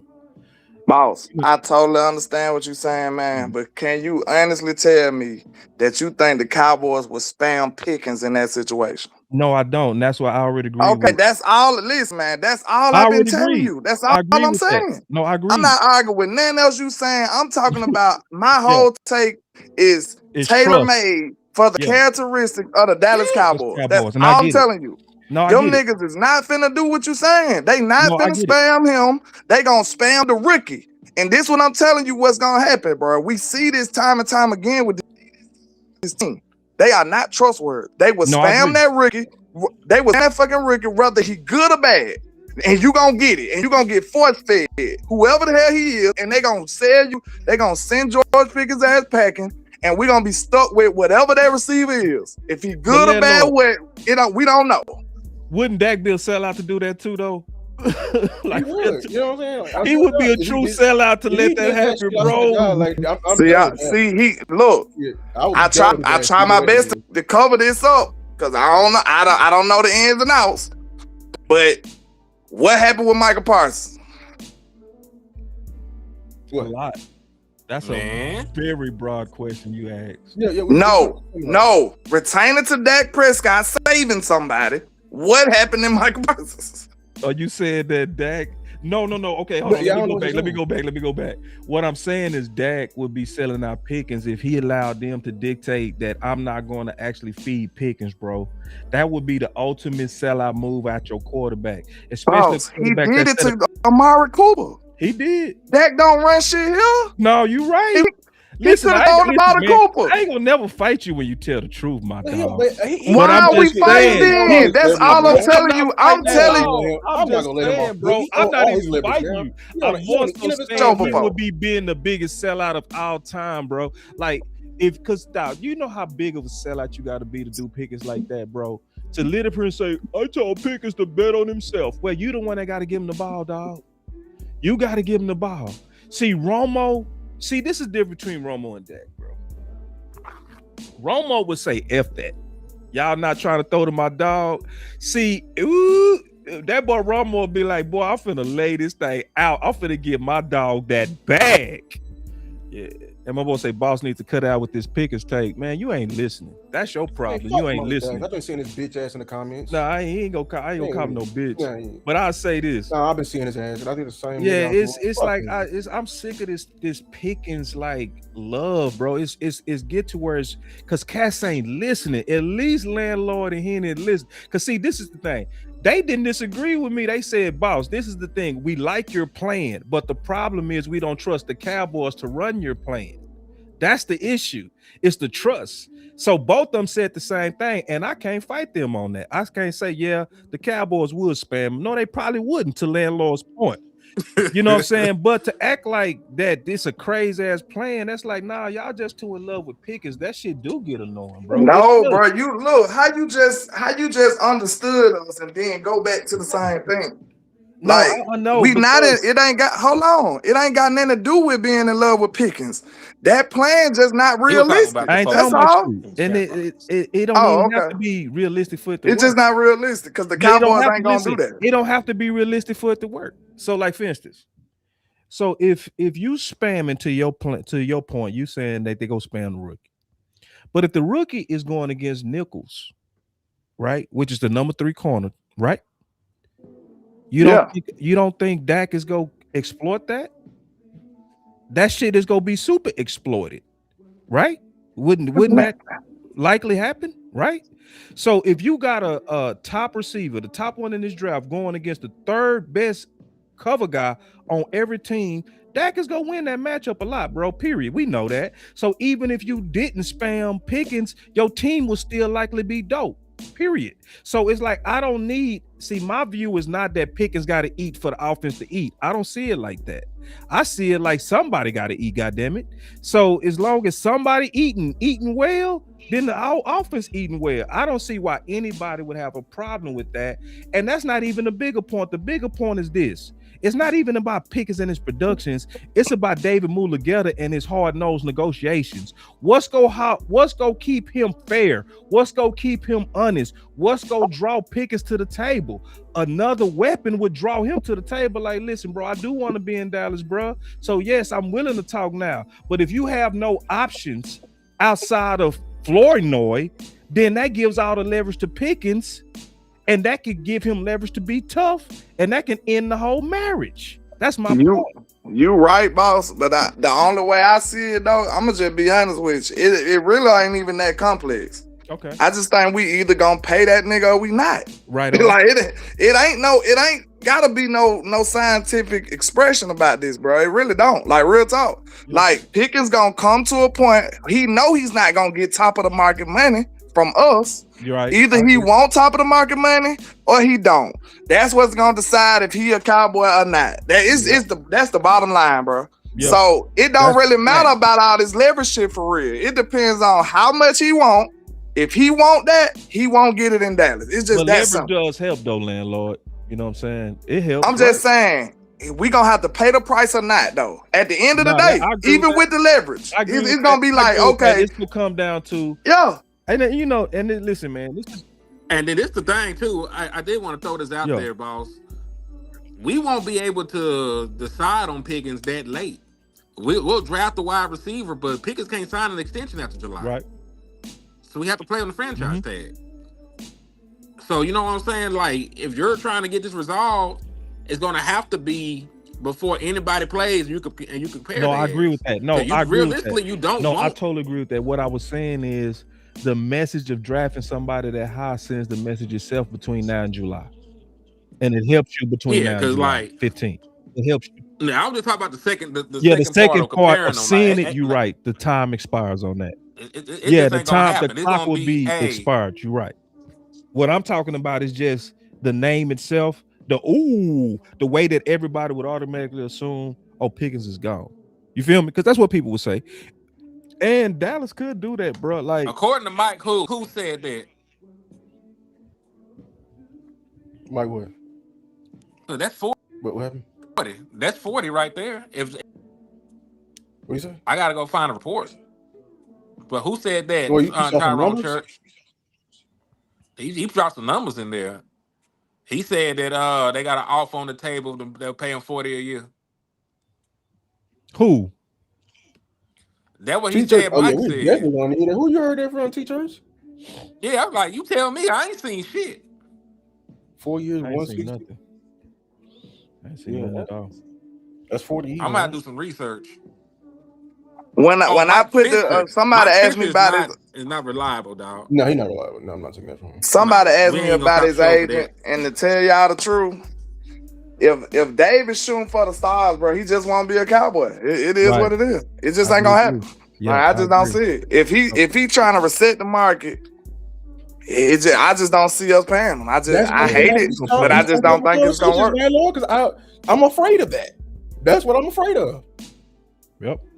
I mean, if he look, that's a good point for y'all side. See, I don't fight against logic. If it makes sense, it makes sense. So okay. Let's talk about it. If we don't want to do that, and that's the negative side of it. Just to be honest, if we lose Pickens and not have another receiver, that's the worst shit ever right there. I ain't gonna lie. This is why boys need to listen to what I'm saying, bro. We can talk this out, bro. I'm not gonna be up here fussing and fighting about something that don't make sense, bro. I'm not gonna do that. So hear me out, bro. This is why we need to go with y'all plan from last year, bro. Y'all plan from last year was pretty much any receiver at 12 for the most part. That would be the plan to do again, because you could, like to your point, landlord, you could be left wanting, bro. Right? You could be But less. dang, we still can tag them though. That's the only Yeah, thing though. we can So we tag. We can really tag. We won't can be tag. high We and can dry tag We them though. we we twice. won't Yeah. be high and dry, but we could be high and dry in a year. So if you go ahead and get that guy now and go with the plan that y'all had last year, because to be all the way honest, bro, y'all didn't. Not y'all, but a lot of people didn't run the play. I said anyway. Because what I said last year, bro, and I tweeted this shit. I said draft book and rent the rep. That's exactly what I said. I ain't say buy it. I said rent it. So listen, man. Like if you get a chance to rent it, you know what I'm saying? Then yeah, you could come out like with a to your point, and you said this point earlier, Hen, about the economics, bro. You was talking about just how it is having 5 years worth of rights or 7 years in a slave. It's the same thing with a weapon. He said, "No, he be coming up crazy ass shit." The reason why he said, "Yeah," because you 7 can't years a relate. slave, dog. 7 years a That's a slave. crazy. Like, no, yeah, because he basically said 5 years worth of rights on his weapon plus 2 years to tackle. You know what I'm saying? So 7 years with the slave. It's the same thing with a weapon. If we ran y'all plan from last year, the same thing that y'all was all the way wanting to do, then you mess around and keep pickings. You do, because that to me, that's gonna keep him honest, y'all. That's gonna make, because he go get the message. If we got one of the top receivers right now, he would get the message. Oh, they trying to get rid of me. Or tight end. Or tight end. Ooh. Boss ain't going for that shit. No, I am. Yes, I am. Boss But ain't one, No, hey, yes, I'm I saying, am. I'll fight him right now on one No, knee. And no, hey, boy, no, shit. Henny, no. I listen. That I Have nigga you know I seen the sound light? like beat. yes, bro. Listen, I know Nah, I see, sounded like like I hated tight ends in the first. It depends on the dude. this one different. This one different. Kenyon, I fuck with Kenyon Sadiq. Hell yeah, I do it. Like Mr. hey, like, Sadiq, I do it in a heartbeat and wouldn't trip and would not trip. Like, third count your and day. and to be honest, these are the conversations that honestly I hate that it took us too long to have, bro. See, because right now Ferg too safe for me, and I hate that, bro. It should have been a Shit, he whole gon' lot. he safe by default for this year because they can't move their contract to next year. So the same way they talking real good about the run blank and they can't offload his ass, they'll have some smoke for that nigga as the season progresses or this upcoming off season because they can get out of his contract clean and clear next year. Yeah, Yeah, we One got thing the tight Dallas end still Cowboys to do, even though they give folks these bullshit contracts, they make sure to front load that shit so they can get you the fuck out of Dodge if it don't work out. facts on that. Yeah, man, I do want to say this before we move to Bang, bro. I really do appreciate debating y'all, man, because I feel like we some of the fairest people in the space on this, where I ain't got my ego, and I don't feel like for the most part, you know what I'm saying, that y'all do. Like, I know we can get dirty, we punch hard, we fight hard, but I think the intent is to win, man. So I appreciate that. Anytime, man. Like, yeah, we ain't gonna always agree on shit, man. But at least I see the logic in where y'all be coming from. You know And what I'm vice saying? versa. And vice versa. And I really do. Y'all made fair points, bro. I can't fight fair shit, bro. Like it was Yeah. very fair what both of y'all said, and but I think it makes the whole conversation better because it kind of shows both sides of it, the good and the bad, bro. So, I but agree. I'm with tight end though. Just FYI. What was you talking about couple with of this them Bane here. stuff? So basically, this is. Do you think that this could be a lot of smoke screen into all this stock down bullshit? Like, you know what I mean? Nah, they care about that shit. They care about that stupid shit for real. Got you. And it makes sense too. I understand why they care too. I get it. Yeah, cause it's one thing. It does correlate. Because listen, I'm not a big measurement guy my self, but the fact that you can't find nobody in history with his arm length that was ever a productive pass rusher in the league is kind of concerning. It is, like it's not even like one anomaly. Like this guy, like ain't nobody did it. So Is that this arms that short? yeah, they said nobody with this arm length has ever had 10 sacks in the NFL in a season. And see, that's that nerd shit to me. Yeah, I'm not. I don't. Yeah, I'm just saying. I understand. But I'm And I telling understand, and you know what? That type of stuff will drop you. Cause see, scouts, and I understand the pressure they under. Like if my job was on the line, let's be all the way honest, y'all. We would also kind of think like this too if we had to report to people about our decisions. We would sometimes want to play it safe and check all the boxes. We wouldn't be the one guy that want to check off and say yes to the guy that never had no history reflect success in that arm length. You feel me? We would probably play it safe too. Just to be honest, self-preservation go always generally be first with most men. You see what I'm saying? Right. So because we don't have the pressure of real scouts, we can say F that. Let's go ahead and say Bane anyway. But I guarantee you, if we were sitting there and we had to give a report to Will McClay, you feel me? We would be over here like too. You know what I mean on that arm length. So to your point here, and this could be true, like in terms of his stock dropping because scouts are starting to overthink it. Yeah, like folks don't want to lose their jobs to your points. And what people got to understand when it comes to like NFL scouts, they don't just look at your college production. They look at your traits and how they translate to the NFL. You know what I'm saying? That's why guys with no sack production, like the boy that went to Cleveland, like the boy that went to the Bengals, went in the first round super high. Yeah, That boy ain't never had 3 sacks in a season. Yet he was drafted to be one of the premier pass rushers in his class. I think he went over James Pierce, who actually led all the rookies in sacks. that's right. Right? And they did it just because he was super athlete. And they're like, you know Exactly. what?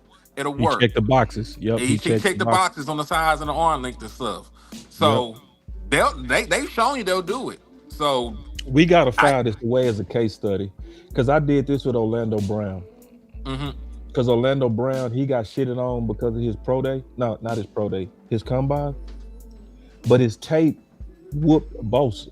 He whooped the dog snot out of Bosa. You feel me? And I remember I said, shit, I'm gonna have to jot this down as a case study on underwear Olympics and arm length over tape and effort. You know what I mean? This is gonna be one of those we're gonna have to revisit. Now, I'm it's drafting another him.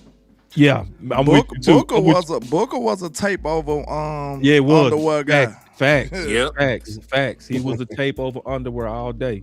He was, you know. And I'm glad we were smarter on that one. And I could see why you could ignore the underwear, because that's easily kind of translatable when the guard, like, I don't really care as much about your 3-cone, your 40. I really just don't. Yeah, like How how nasty strong you are is. You know what I'm I want saying? to know. Are you Let's strong? see how crazy you is. Yeah, I'm just not interested in that. Just me. You know what I'm saying? And I'm glad a lot of scouts ignored it with him, but on positions like edge, I can see the way you want to check all the boxes straight up. We know people like, just like you said, like we all play, like we know people who was absolute dogs, but they just didn't have the physical traits to make it. Facts. Like I'm talking about like, dang, bro, you supposed to be in the NFL, but he was 5'10". You know what I'm saying? Like, Yeah. but he was an absolute dog. Like sometimes the NFL just go off of the prototypical bill and they miss out on great players. That's why you kind of find them gems at them small schools or at the UFL or something like that, and they come in the league and go crazy. Like Cam Newton them and stuff. Like Cam went looked at like that, and then he got to Florida and went crazy. And I mean, couldn't do nothing at Florida, and then went to Auburn and became something. So Yep.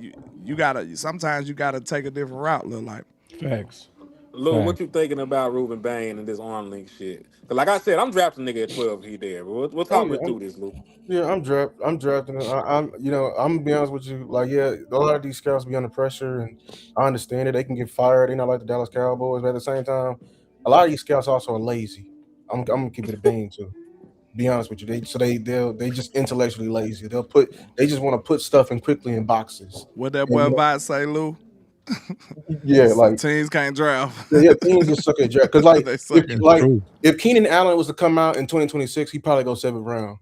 You know what I'm saying? Because he run like a damn 4.7. That's right. You know what I'm He saying? did Like, run the but 4.7, exactly. you don't like for real. Like Young Keenan was slow as hell. Keenan always been slow, but they Super don't know slow. that this man, like his quick twitch and his route running is just It's the best. it's the best you've probably ever seen in like NFL history. Yeah. And I'm talking about like faster than Ocho Cinco. You know, Yeah. everybody knows Ocho got good feet.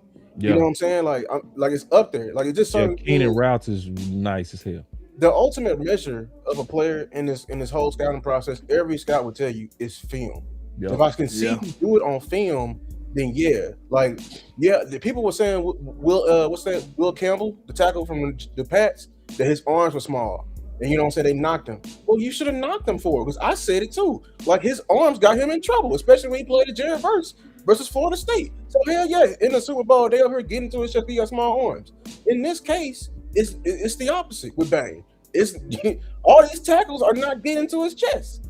All these tackles are moving out the way. He got more moves than your favorite edge. He got a plan, and he has a higher floor. I'm not gonna say he's gonna be coming in strong. He's a rookie, but he got a higher floor than a lot of these rookies. So I'm just being honest with you. Like, no, if I seen you, you might have a deficiency, but it worked. Then it work. I was about to say, we can't afford to be the people that pass on Ruben Bain because his arm's short. You know what I'm saying? We can't afford to be that guy. I'm actually starting to kind of talk myself out of it, bro. Out of drafting Bain? We can't afford to be the guy that missed out on him, though. Think about it. I know what you're TJ Watt all over again. I don't know. I'm saying no. I'm saying if it works, like we already just giving it the fact that it worked. We can't afford to let something like that pass us by. If we draft Bain and it don't work, they'll be like, dang, like we thought it would work too. I get it. He was a good player. You couldn't let him pass. But if you let him pass and then he go to whoever and just be going crazy, we gonna look like some fools. I don't even think that's gonna happen though. So you just don't think he good? No, I ain't say that. I about to say after all the film you saw. Nah, it's the problem is I've actually watched too much film. That's what what I mean by that. If I've seen players that I would have swore was gonna be better than him that didn't turn out yet. You feel me? Exactly. Yeah. So like every year though. I'm not gonna lie. Right. That's what I'm saying. It's like what makes him so standoffish. Let me go look at my list. That's why we passed. Like if I go look at the history of edges, right? Because I looked at all these first round edges. It's like But that nigga's so strong though. Like when you come in with strength. The thing, that's the thing. Is let me put the icing on the cake real quick. Could he be Myles Garrett because of his strength? Do y'all see all these doubts we got? The reason we got all these doubts is because we should have went and got us somebody in free agency. And like this is why it's so yeah, that's why I just said beat me to the point, bro. I was getting ready to say that it goes back to what Henny said, bro, about going into the draft horny, bro.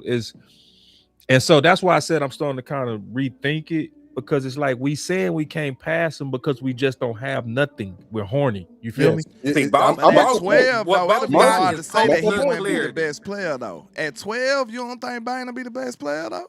Like, it wouldn't be like a reach. It could. You know what it could be? And I'm just keeping it real, bro. It could be Moss versus Greg Ellis.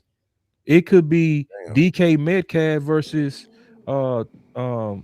Tristan Hill, bro. This is why I don't like messing around with the draft. It's so many uncertainties, bro. This is a real life dice roll right now. It is, bro. It's a dice roll. Especially, and then the whole reason I said I'm rethinking it, bro, is because I just did that whole study looking back to 2018, and it's like, damn, bro, I'm finna fall for this shit again, right? No.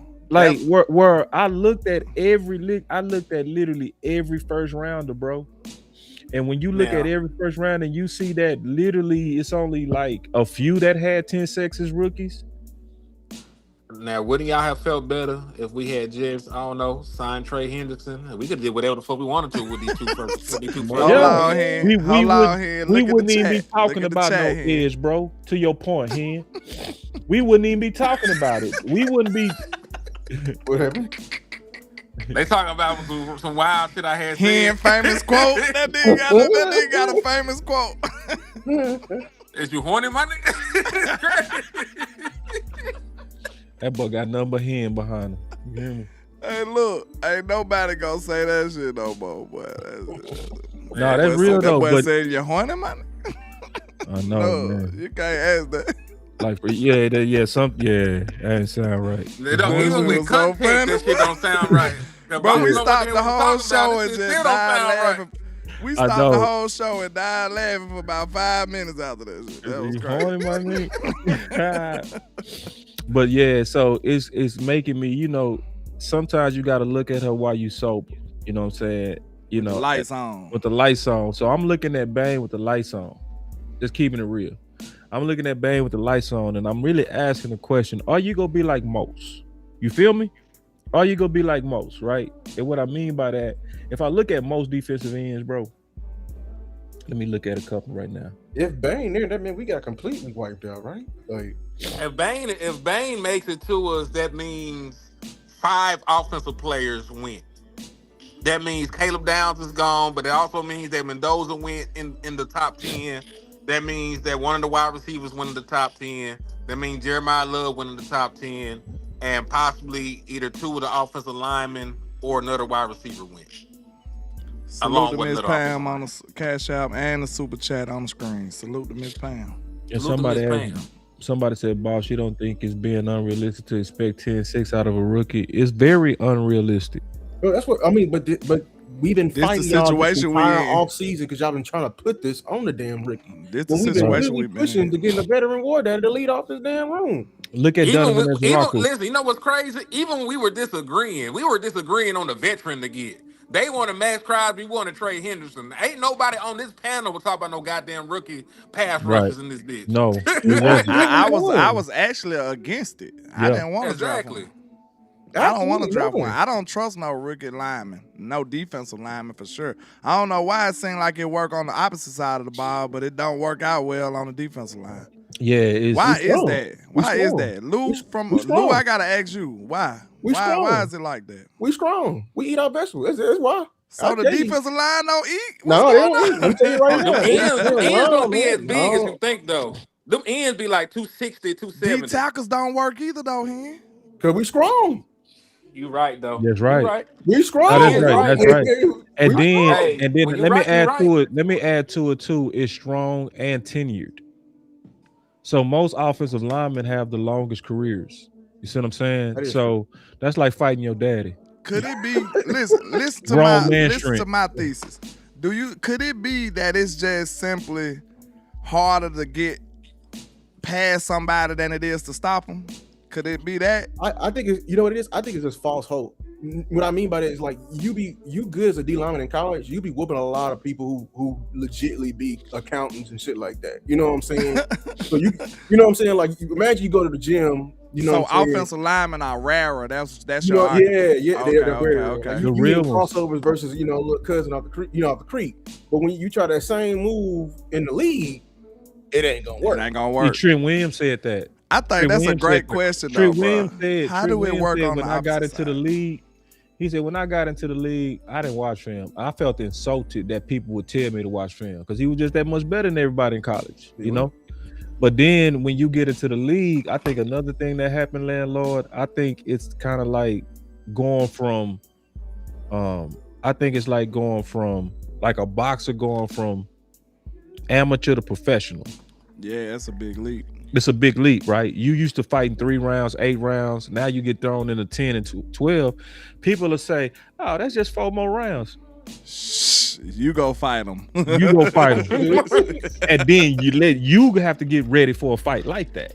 You know, legs gonna be so spaghetti. And see, and the first time you get taken deep, right? Mm-hmm. And a boxer take you deep, that's gonna be a different fight for you. Now, if you've been deep now, 8 times as a professional, okay, your body's adjusted to going deep like that. I think that's what happened in the trenches. You know what a good analogy is to build on what you said real quick? Mike was good at the quick fights. When you survived some of Mike Tyson fights, now you gonna work on him and whoop his ass. That's right. That's exactly what it is. So like even also, right, LandLord, he was his year 1, year 2, he came out firing, right? Faster than most. Like, I didn't expect Osa to come out as fast as he did. Yeah. But then that rookie shit showed up, what, week 10, week 11? What's a college season? Yeah, what's a college season? Week 12 11, games. 12 games. So I think your body, and then people, like, I heard Voss say this, bro, and this is true. The trenches is a fight every snap. It is. Facts. That's why I said you can't avoid that simple question. Like, is it easier to stop somebody than it is to get past somebody? You see what I'm saying? Yeah. Like, it might just be simply that. Like, it's just easier for me to stop you. It's just you always colliding, bro. Every play, and then a sumo wrestler doing it to you for now 17 weeks. Yeah. And I try to explain to like this, like a regular college cat playing a regular season is like going to the Natty plus 2 more games. Now, this another question that you just sparked, though, and I want the panel to answer it. Could it be that the big school guys be more equipped, not only because of the talent that they playing, but how long they usually play? Yeah. Think about it. The big school guys in the playoffs. That's right. You see what I'm agree. saying? Like, I totally they agree. season be longer than 12 games. Yup. So what you think? You think that helped them be Absolutely. a more equipped pro? Yeah, absolutely. You can't, it's you just the can't get talent used you to play. playing more games unless you play more games, man. That's Right. interesting. I don't It's think like- I heard nobody say that before. It's just the talent you That's play. Like big, like first of all, it's already well, it's not rare. It's a lot of big people in the league, like in the world, but it's rarely you find big people that are athletic or good. And it's even rarer you find them even better at football. And like the big schools you're talking about, like in the SEC, Big Ten, that's where all the damn trick talent is. You know what I'm saying? Everybody ain't done. Like, what's the difference between a UTSA and Michigan? It ain't the receivers. I'm gonna tell you that right now.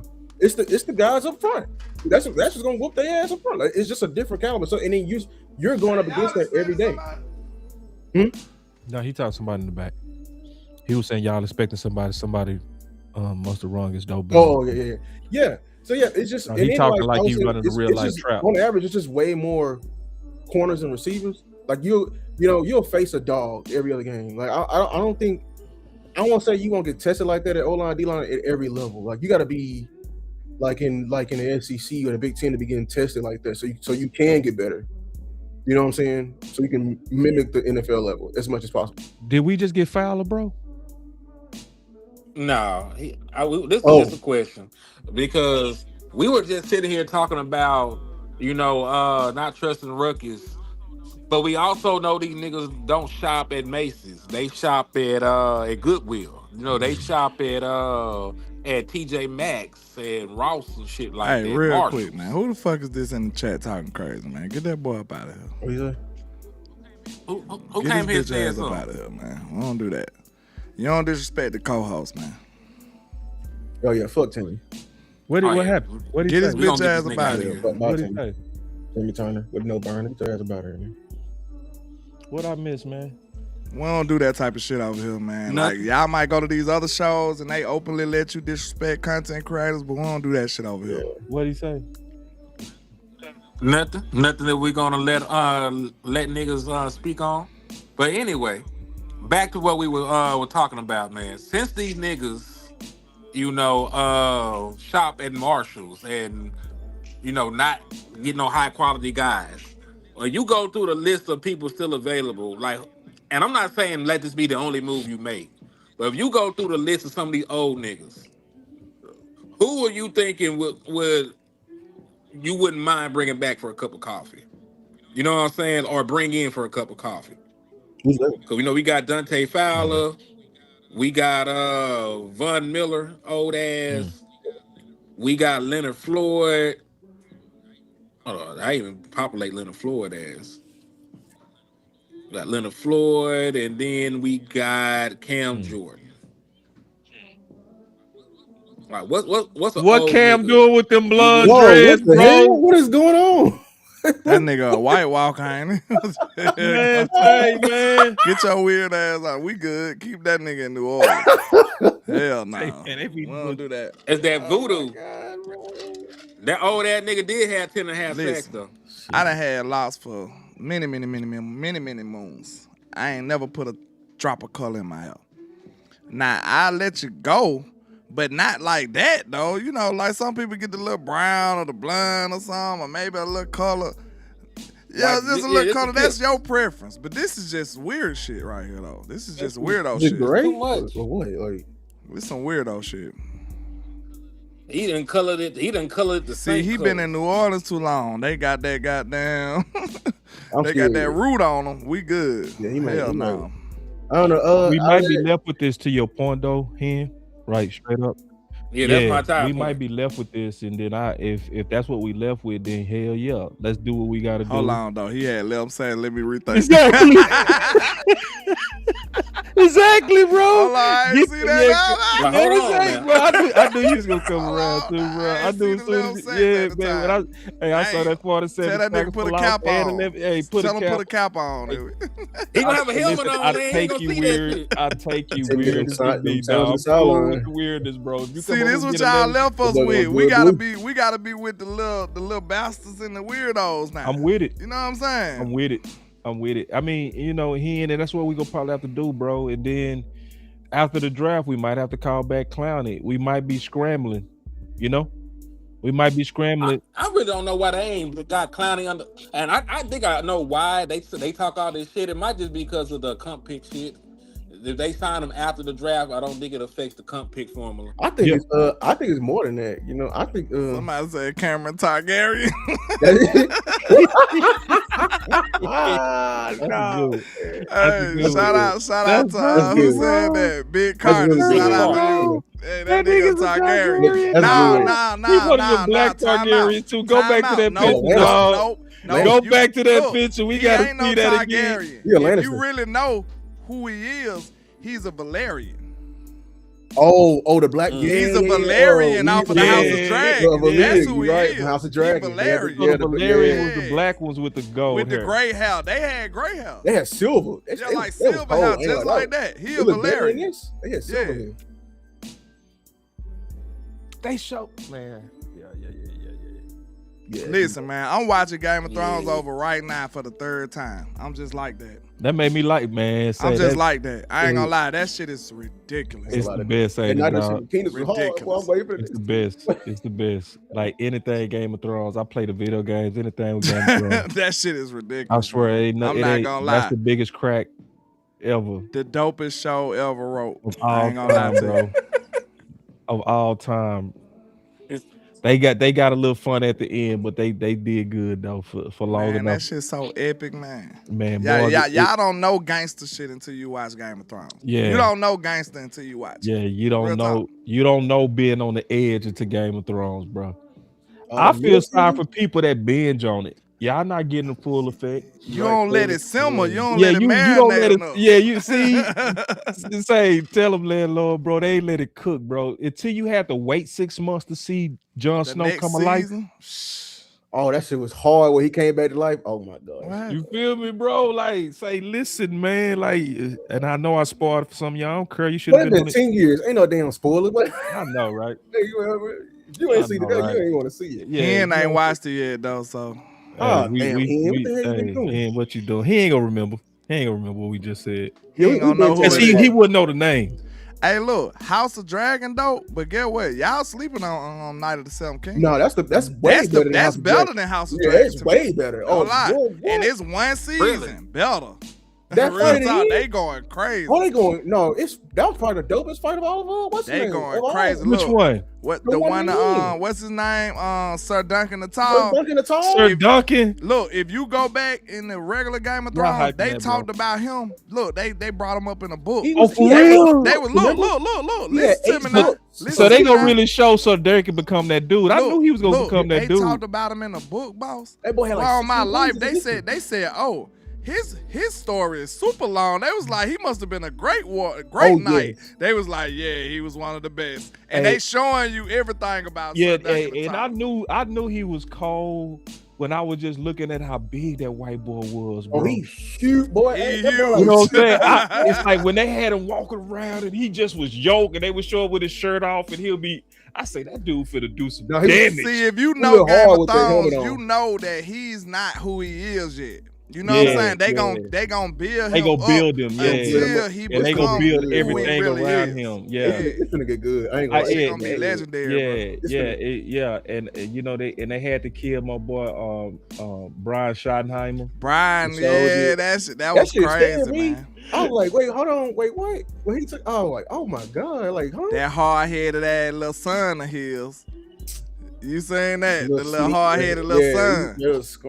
No, that's his nephew. That's his nephew. No, that's the son. That is his nephew. That is his nephew. But to be honest, the nephew played that right though. That John was gangster the way he He did played it, it right, but bro. he 'cause putting Duncan he in just so didn't much know- danger though. He That's the did, problem. but he didn't know that Duncan was gonna be able to get them boys together like that. Because he, you know, if He would've King died. didn't step up for him, he did. He would have He calculated it right. It's just that dude was honorable. Brian Schottenheimer was honorable, so he was Man, like, he was so gangster, bro. What king you know that went to war for somebody who wasn't even from the town?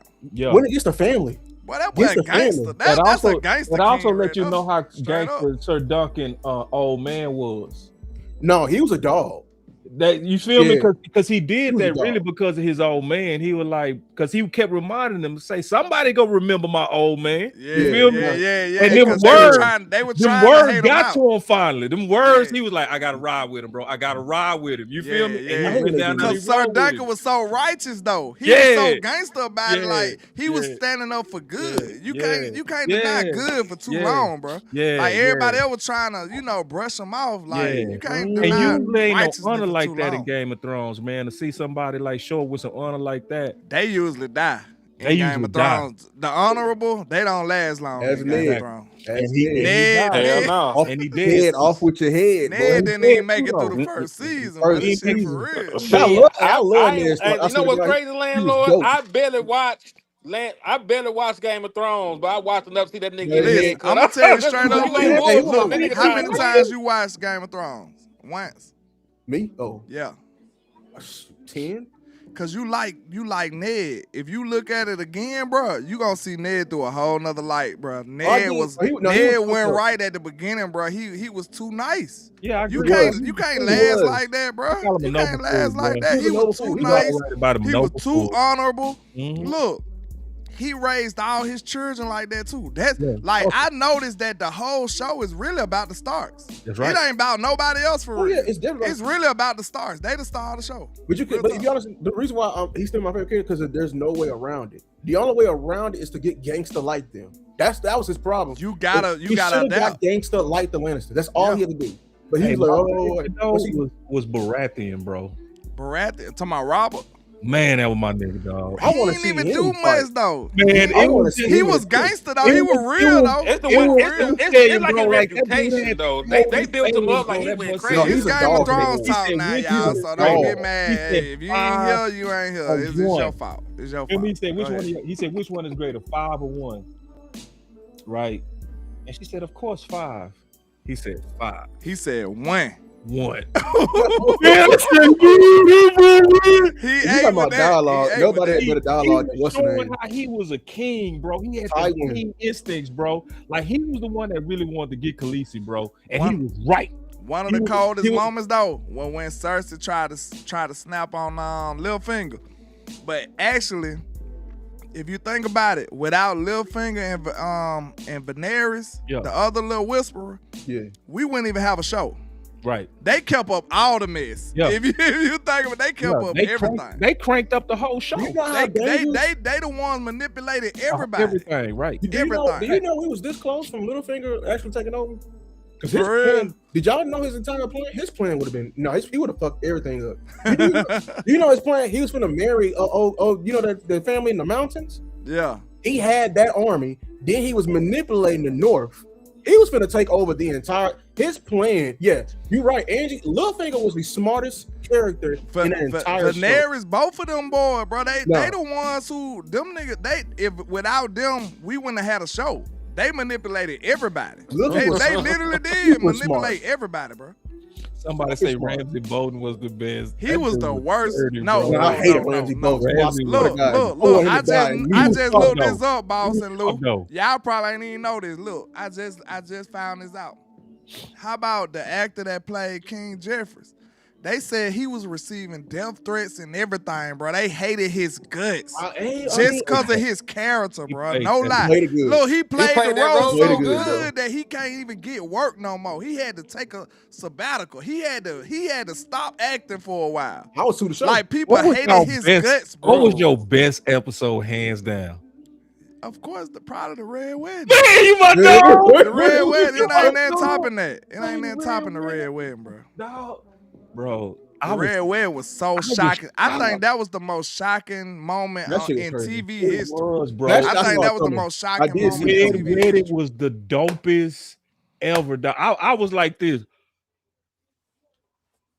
Like in real life, like, dog, did they just end the season like this, dog? Like, did they leave us like this, dog? Like, and I'm talking about they up there going, but look though, it was still righteous at the end though, because they the ones didn't keep their promise. Rob didn't keep his promise. I saw. Rob didn't keep his promise. It was all about Rob not marrying that man's daughter, bro. He told him to marry the daughter. He did it. He said no anyway. He just did what he wanted to do. And that's something else I noticed about them Starks. None of the Starks listen, bro. Them niggas didn't listen to nothing. Because everybody that was a Stark was hard-headed as hell. Ned was hard-headed. The wife was hard-headed. Goddamn Rob was hard-headed. Goddamn John was hard-headed. All them boys were hard-headed. Ari was hard-headed. Silver, all of them, bro. John was the real one. Every Stark was hard-headed. That's why they family was so in shambles like that, bro. John was a real one. I never forget when I saw that dude walk into that door and I knew it. When the Red Wedding, when he walked to that door and closed it. Yeah, I'm like, the Red Wedding was the most shocking moment in TV history. I don't care what nobody say. Somebody said it in the chat. Look, most shocking was Red Wedding. Most satisfying was Jeffrey jumping out the window. That wasn't Jeffrey. No, that was the little brother. The little brother. Yeah. But Jeffrey died because he got poisoned. The Red Wedding, they actually broke rules. That show you like how. That's how they show you how far the Lannisters was willing to go. Because you never actually you supposed to respect a wedding, like in rules of war. Yeah. Everything, but like planning a hit like that, like that, because damn, that's how you know they was desperate. They was getting their ass whooped. Rob was whooping their ass. And yeah, Rob. That's probably my favorite character. I thought it was Jon Snow. But I think really my favorite character might have been like the favorite gangster probably was the Young Wolf. I used to love. You know how he beat them, bro? How he beat what's the name, son? He did the smartest strategy ever, bro. Like he sent part of the damn it was like a ravine. He sent part of the army up one way and baited what's his name? The son. Talking about Ramsey. No, I'm talking about Lannister. The one who liked his sister. Oh, Jamie, he baited Jamie to bring his whole army to fight like a little portion, and he looped the whole army and brought the real army on the backside. Smashed they shit. But he was kicking Tywin Lannister ass in that war. Like, and look, Jamie ain't no joke either. Jamie ain't no joke. It's some stuff they left unfinished though that I really wish they would have kind of revisited some kind of way, like Essos. Oh, Essos? Yeah, Essos. We never went to Essos, right? You talking about? So, like, remember she left old boy in charge, and she was like, "I had no heart for him." Has anyone noticed that what they said? So they ain't interrupting each other. That's just so dope, bro. The brotherhood got that shit dope, bro. Listen, dog, we don't care about football right now, bro. That shit so serious, bro. Listen, bro. If the cast that ain't on it, I'm sorry, bro. I can't help you. I just don't understand how you got. I don't get it. I ain't gonna lie. If you watch it, I tell people, if you watch it long enough to know who the last names is, and you still don't like the show, I'm not understanding how he didn't watch him get his head cut off and then watch no more. He must ain't paying attention, bro. He ain't paying attention. He got uninterested. He ain't paying attention. He couldn't be the main character. That's what hurt me in even more. I was like, me too. I ain't gonna lie. When I seen them do that to Bran, I said, "Oh, this is a different kind of show." Yeah, this a whole nother show, bro. You push a little boy out the window. Nah, I say They don't do this. They don't do that type of stuff on normal shows, bro. What happened to Rob? I was just like, ain't nobody safe. Ain't nobody safe. Ever safe. Somebody said about to go wise right now, bro. I'm telling you, like, you just give it time. And I'm gonna tell you how to do it too, bro. As soon as you learn who the families is, that's when you really into it and just watch it from there. You gotta know who the Lannisters is, who the Starks is, who the Baratheons is, who else? Who the Targaryens is. And you gonna learn it because they feed it to you slow. They feed it to you slow. Yeah. They feed it to you slow. But I'm gonna tell you how to really get that crack to hit right. watch it, watch a whole series, take a week off. Yeah. Don't go right Let into it the next marinate. one, bro. Let it marinate, bro. But the middle seasons, yeah, you're gonna get hooked by them because the middle seasons is the peak. The middle season where the red wedding happened. The Cowboys got killed in the Game of Thrones. Man, but hey, my favorite character on that, Tywin. Somebody Not say what Tywin, happened to the Cowboys. Tyrion. Tyrion was my favorite character on that show. I swear to God.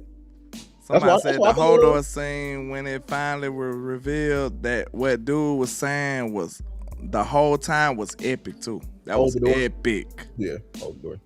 That's fucked epic. I'm not gonna lie to y'all. I'm gonna have to. Yeah, let's yeah.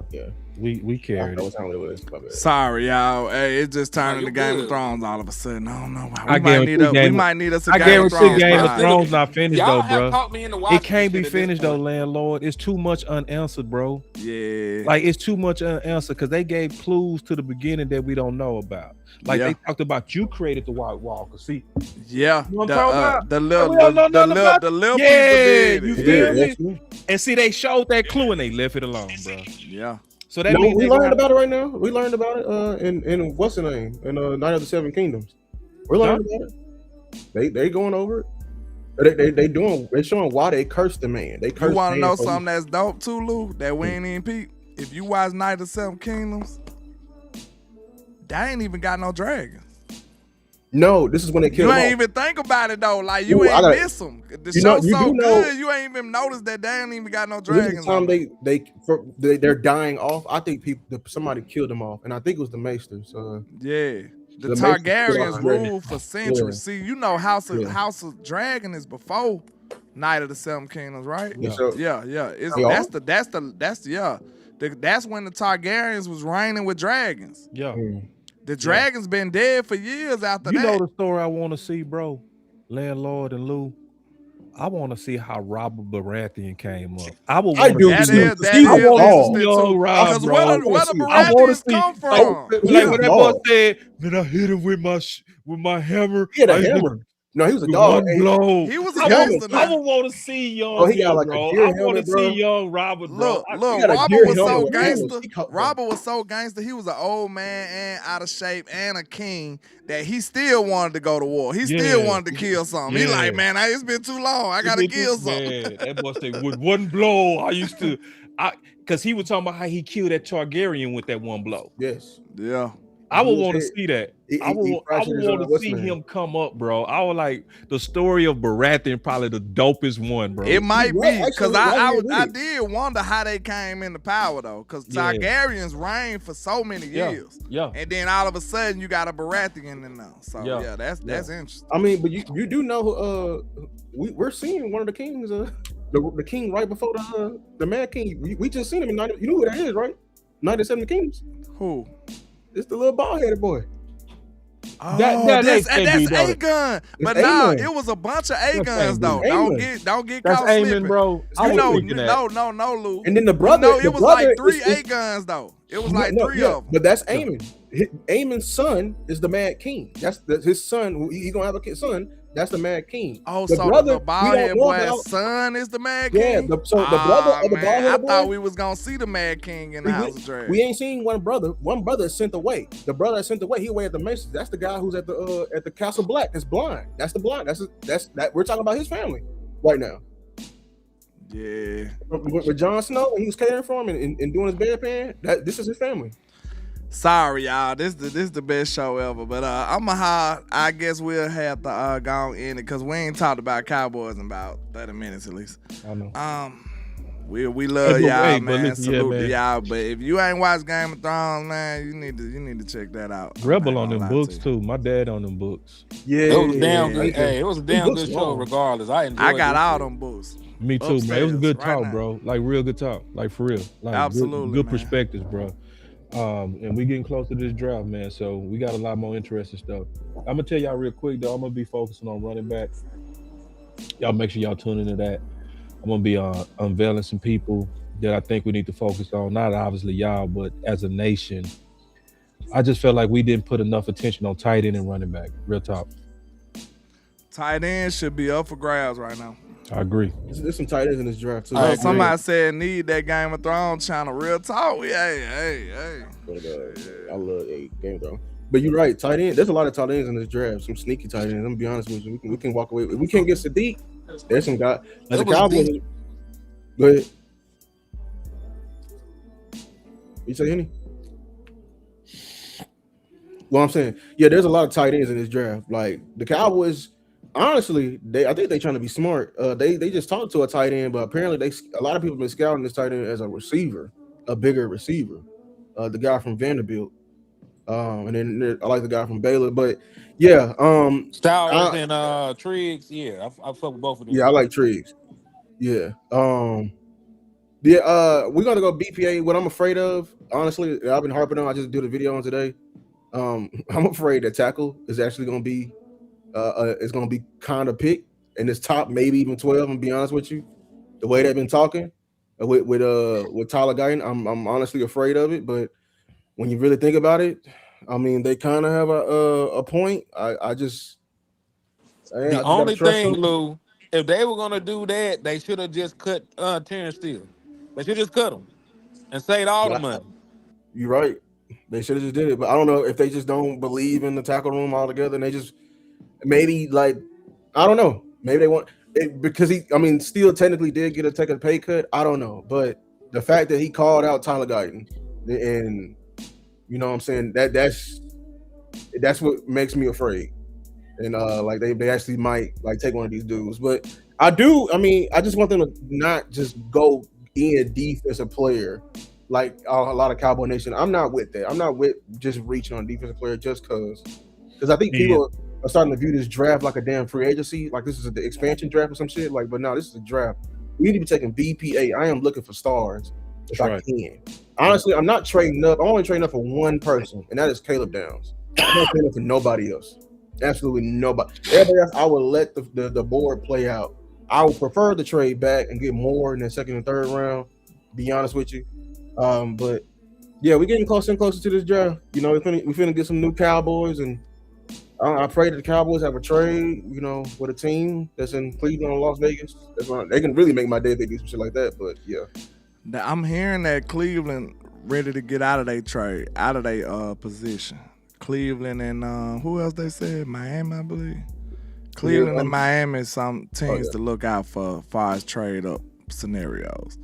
So I ain't gonna lie, I ain't the biggest fan of trading up for real. Cause I just feel like it's so many assets that we'll have to give up, and I think we chasing our bets right now. Cause we feel like we lost on Micah. Now we just trying to make it up, and now we just chasing. And I don't like that. That's a recipe for disaster. I really think we should just maybe just draft. You know what I'm saying? We need a cornerback too. You know what I'm saying? We need a cornerback and we need an edge rusher and a linebacker. You might just drop a cornerback and a linebacker and then still go trade for an edge. You know what I'm saying? Like, you ain't got to have an edge or you ain't got to move up for one. So, yeah, it's a lot of different strategies that we can use. I just hope the Cowboys do the right one. Like, we know that it's a very, very fragile situation when we talking about the Cowboys doing the right thing. So that's why I don't want them to have to correct too many things. That's my main goal. Like, y'all got some of this stuff right. It's working right. I don't want y'all to have to do too much, you know what I'm saying, fixing and stuff, because I feel like the Cowboys are quick to mess it up. That's all. And I just want to make this right. I think we could get better with a couple of good moves, man. And hey, we just got to execute and make sure we make the right moves. That's where I'm at with it.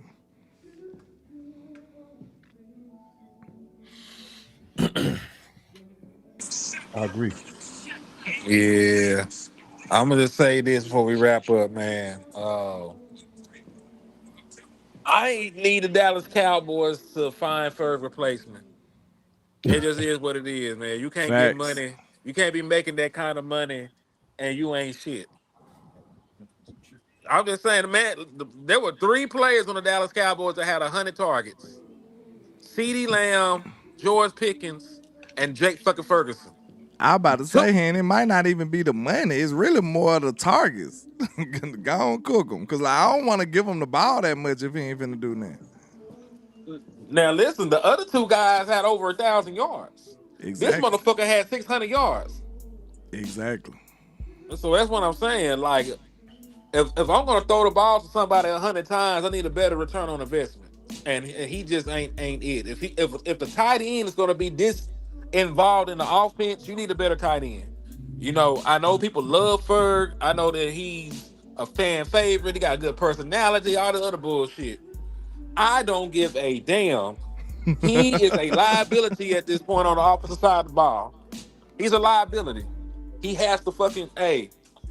And if there was somebody else on the team right now that could take up the slack, they ass be playing. But you know, Rebel Span Forward ain't really shit like that. We know Schoonmaker ain't shit. Ain't never gonna be shit.